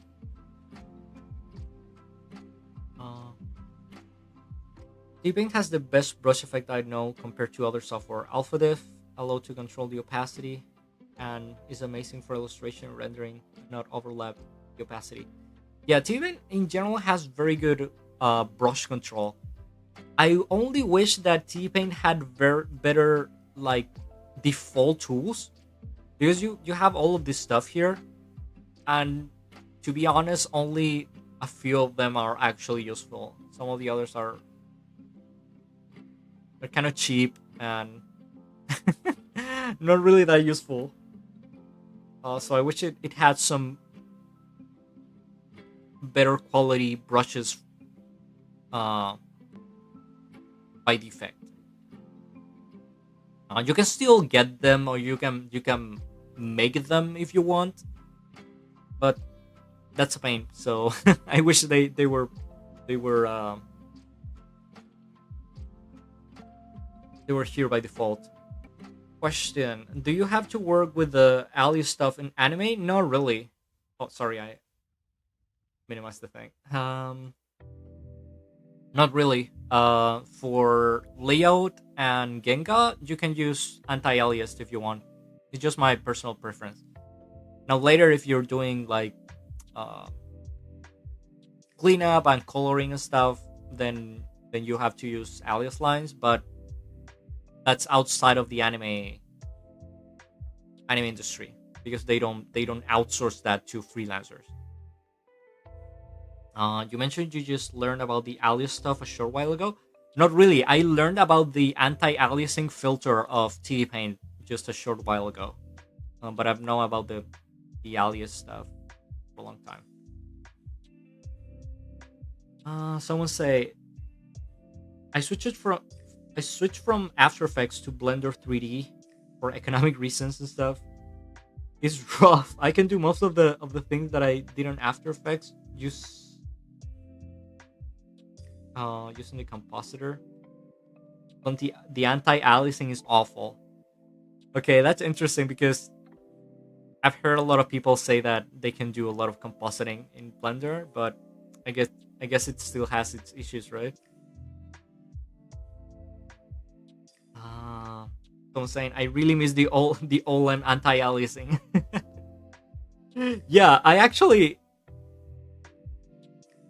I found about the TV Paint anti-aliasing because I was just so desperate to not use the OLM anti-aliasing because I didn't want to export all my stuff to After Effects, and I was lucky because it was here, and it's just as good.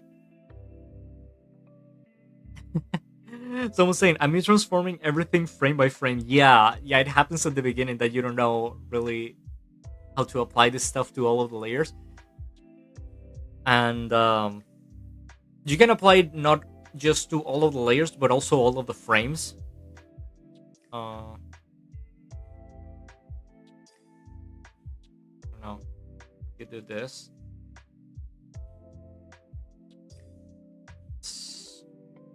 Go to the transform tool, apply to the current layer, let's say. And let's say you just move this one.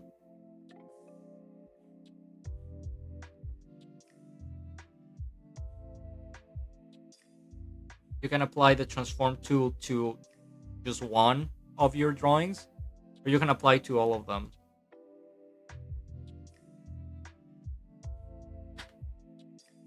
And it takes a bit to calculate, but it moved the whole thing. Sometimes it is a bit confusing, as I said, because you overlook some of the stuff that the transform tool is doing, and sometimes you have to remember to press escape to like reset the transformation that you want to do. Otherwise, it will try to apply to all of the other layers, and it's going to be messy. Yeah, let's see about this panel. You have like some default brushes that, as I said, like are not very useful. There's only very few of this that I actually use because most of them are kind of ugly. This one I use more than I thought that I would use it. That looks like kind of like paint spots and stuff. I like it because it's very random, and you can use this to like do fire and stuff if you filter it later. and it doesn't look too terrible. So I use this quite a lot. I can show you. I can show you later. Maybe some stuff that I've done with it. But apart from that, all of that is not that useful at all. Kind of old looking or not very pretty like brushes. This panel is for manipulating colored lines, basically. So you can have a layer with red stuff, and you can turn them other colors. You can turn them blue, pink, or yellow or stuff. And these are, if you notice, these are generally like colors for animation cleanup, like the basic colors. You can erase everything from one color. For example, if you have a drawing with a underlying sketch and the sketch is blue, for example, and you want to get rid of you want to get rid of the blue, you can go here to the blue X and you press it and it will get rid of blue and leave all of the other colors.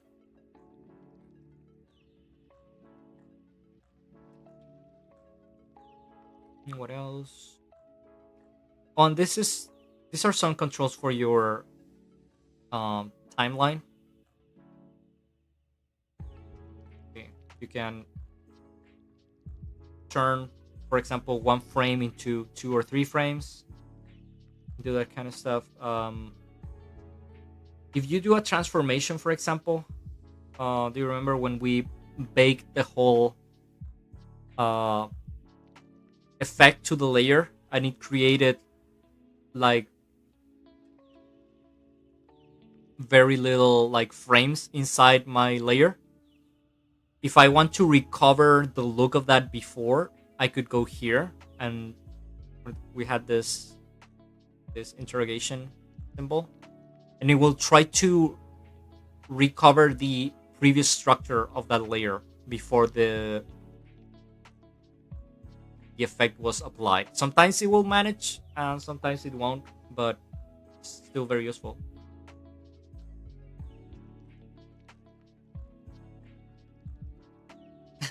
Someone's asking, where do I get the sketch panel? You don't have it? I'm pretty sure it's available for all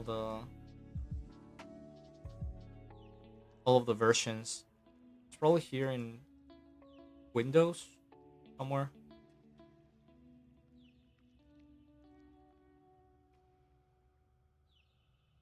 It has to be here, or like around here, because I've seen this even in TVPaint 10.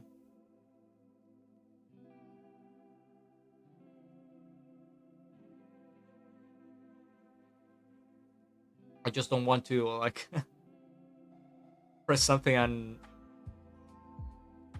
hide it. But it has to be here because it's default.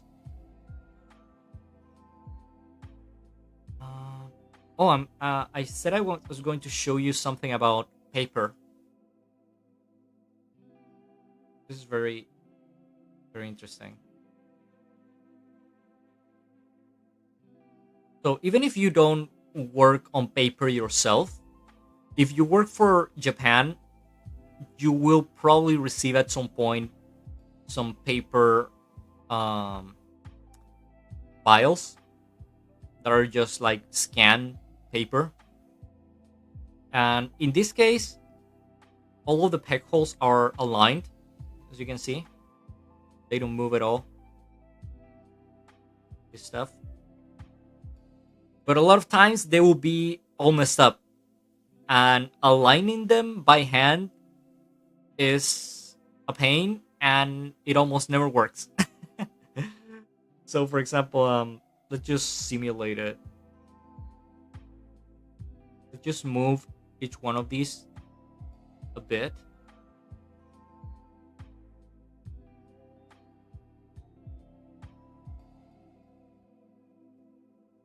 So we kind of messed up the alignment. Do it a bit more.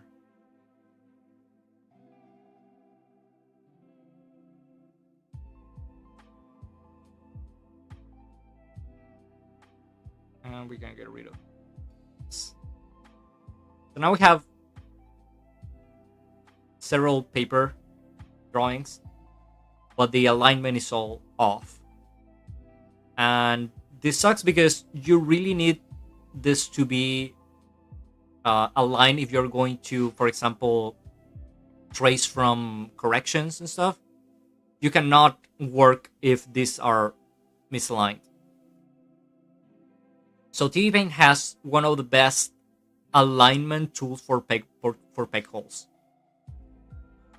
You can go to Windows, Animation, Peg hole registration, and it will open this little panel. You press here, set peg position, and it should do something. There, and this stuff will appear. You can see these little rectangles. There's a red rectangle and a green one. So the red rectangle is kind of trying to find the size of the peg hole, and the green one is kind of the area where the software expects to find peg holes. Okay, so you can pass your drawings and see if everything is inside the green rectangle, and if it's all right, you can select all of your drawings in a single layer and press apply, and it will take a couple of seconds and it will align everything, and it's perfect. See, this is really one of the best peg alignment tools because it's so easy to use compared to other software, and it works flawlessly. It really saved my life a lot of times.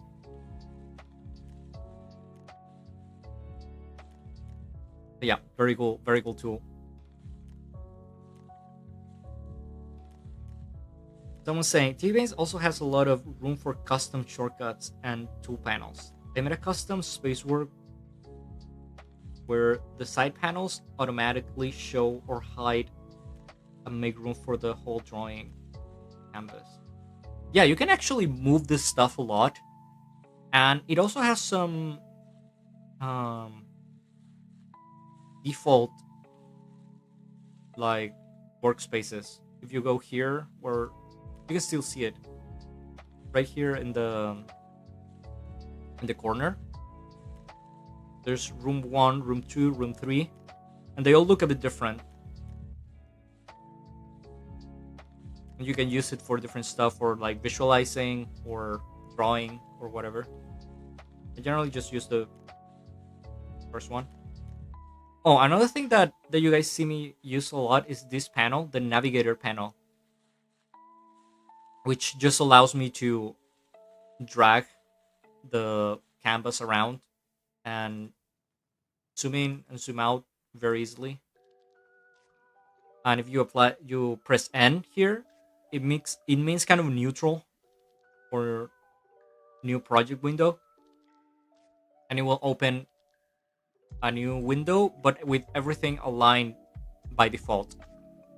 So I use this instead of using like keyboard shortcuts like the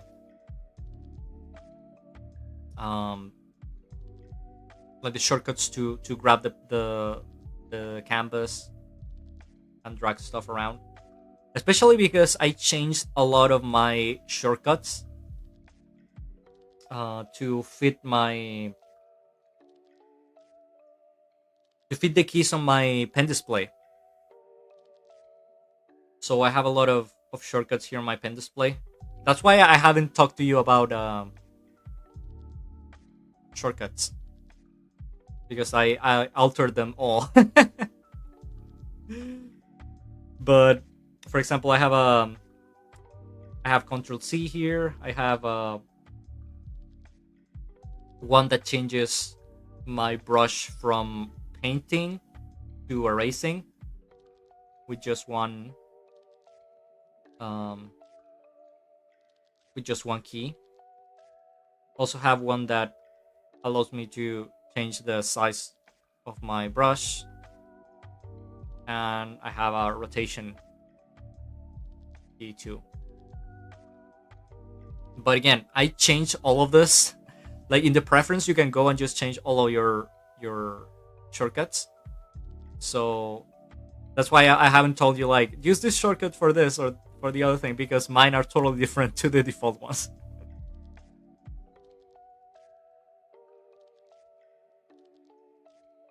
Okay, someone's saying, when you upload files from TVPaint, do you send a PSD file or can you convert it into a clip file? Or do they only care about the JPEG? They generally only care about the image files like JPEG or PNG. Sometimes they will ask you to send them a CSV, but if you tell them that you don't use CSV, then that's okay too. And sometimes they will ask you to send them a PSD, which you can export from TVPaint. So there's no real trouble in that. But generally, like 99% of the time, they'll just ask you for JPEG or PNG. So you don't have to worry about like transforming stuff.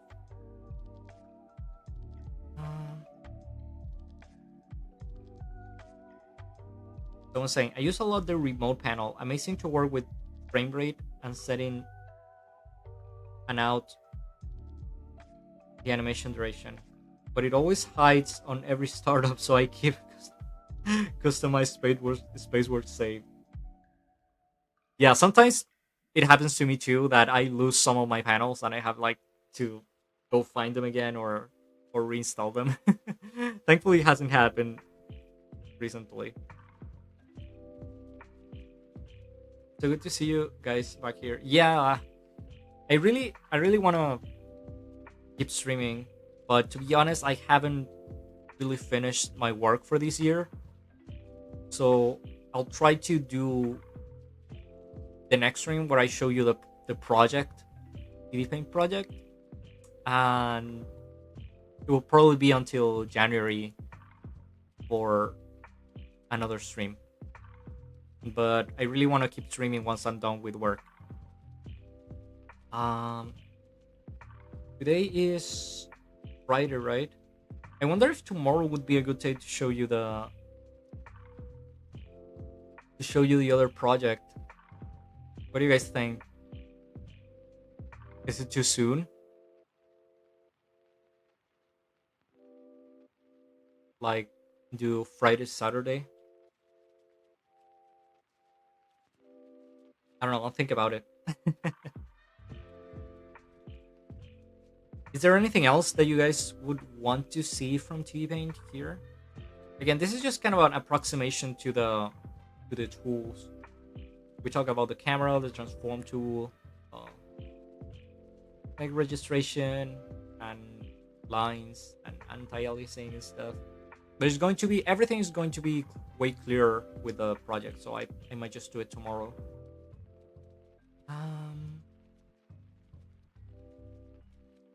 Oh, and we also talk about the effects. There's also a ton of there's actually a ton of effects that you can do. You have blurs, you have Gaussian and cubic blur, directional and center blurs. These are very useful for compositing. I've used them a lot. The color tools are a bit primitive. Like if you want to change like tone saturation, stuff like that, or hue saturation, you can do it, but the tools are not very, they don't look very friendly. Keying and motion, you can slide stuff around with some limitations. Still useful.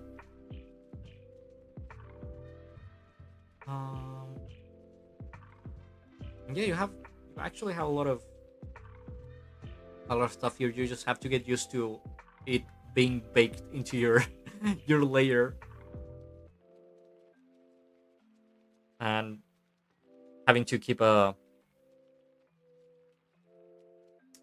a backup of that layer. Um, Someone's saying, I had an XP Pen screen 12-inch tablet, but a friend of mine let me borrow the 21-inch tablet and 16 gigs of RAM because its computer supplier broke. Oh, that's very lucky.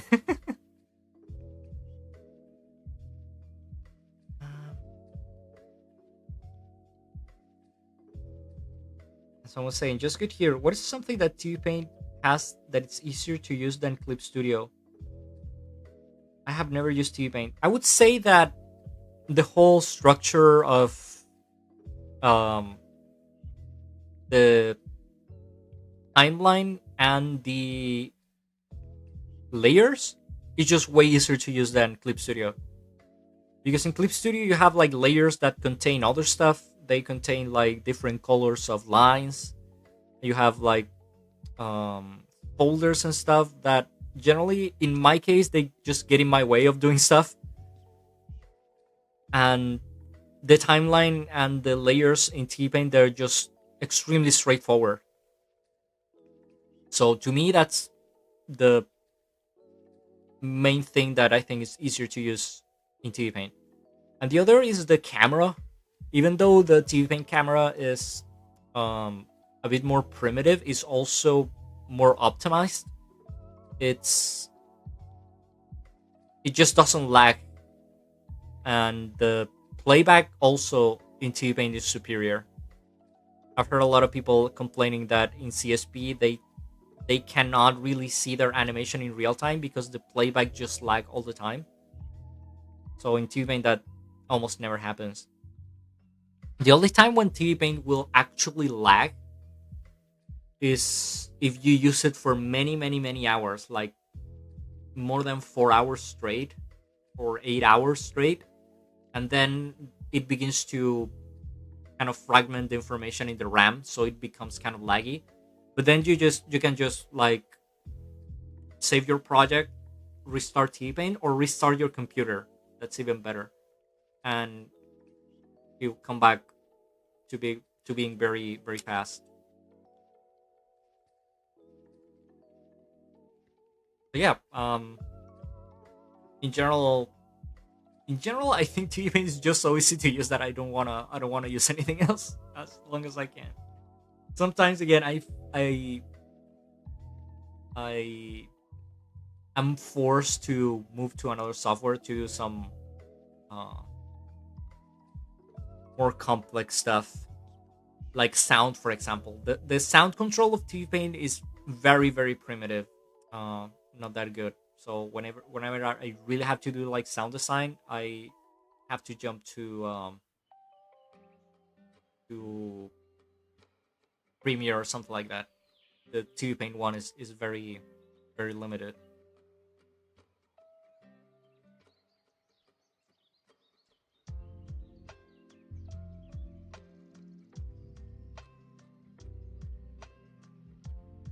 Someone saying working animation is amazing. It doesn't matter if it is for the anime industry, freelance, or as a hobby.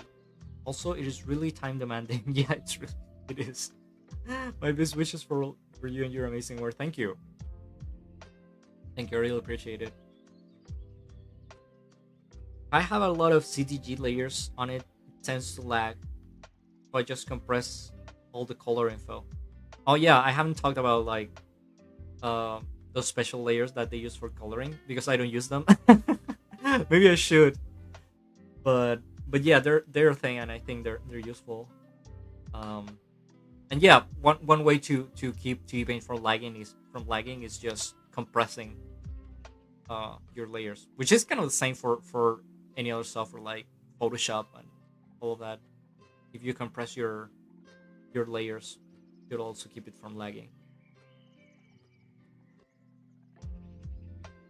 So someone's asking, how did you learn all of this stuff? Did you go to animation school? And do you have any other socials? I learned most of this stuff at school and later by myself. I learned to use T-Paint at school.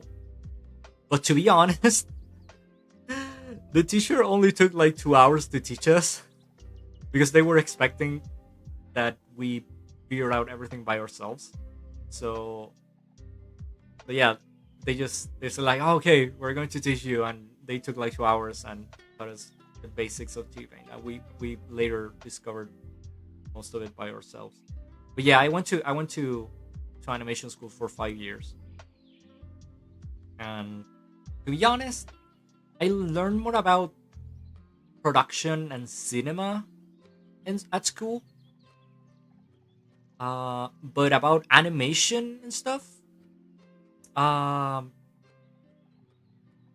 I learned more of it, most of it by myself, by reading books and just animating a lot of stuff. Which school did I attend? I attended a local school here at my in my country. I can tell because of privacy, but it was just a local school, the university. Nothing, nothing fancy or international.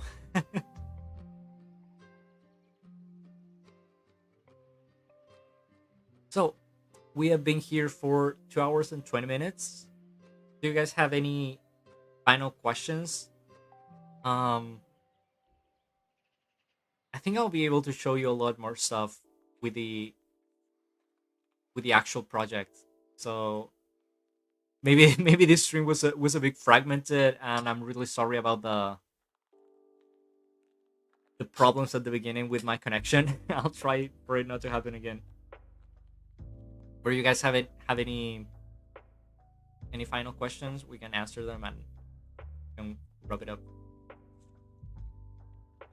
Someone's asking, for those who use TVPaint 10 and move files from TVPaint 10 to 11 Pro, uncheck the file compress option. Oh yeah, there's an option that allows you or not to move stuff from different TVPaint versions.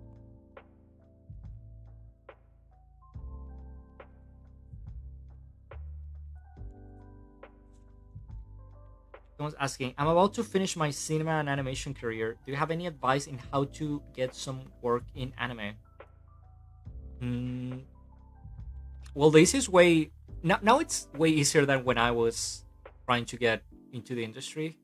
Now you can just make a Twitter account and upload your animations, and if you focus on make them look uh like anime and show that you know some standard stuff like how to notate your keyframes and how to do like timesheets and stuff, then you will very likely be contacted by some producer, some PA. And if you think you're ready, you can just search for some Japanese PAs, and some of them have open DMs, and you can send them your stuff. You have to be careful though. It has to say in their bio that they are accepting DMs from animators. Otherwise, they will probably not answer, just because they're very busy. Um, and yeah, if you're finishing like a whole career of cinema and animation, just like me, um, you'll probably want to work on anime for a few years and then go to something else. Even though I'm still like doing anime, let's say, I'm now like directing and producing my own uh, projects and projects for clients. So I'm not really working all the time for like studios and doing freelance stuff, because the truth is that they don't pay very well. Especially now that the yen has devalued so much.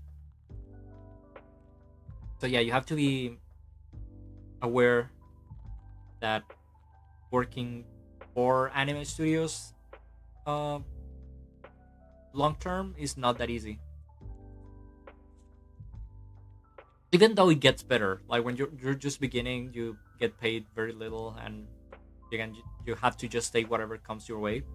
But if you work on your reputation, you get better stuff and you get more money too. We need more storyboard streams. Yeah. The thing is that I've been thinking the best way to show you something important or interesting about storyboards. I guess I could show you like storyboards from previous projects and tell you why I did the stuff I did. I think maybe that would be the best way.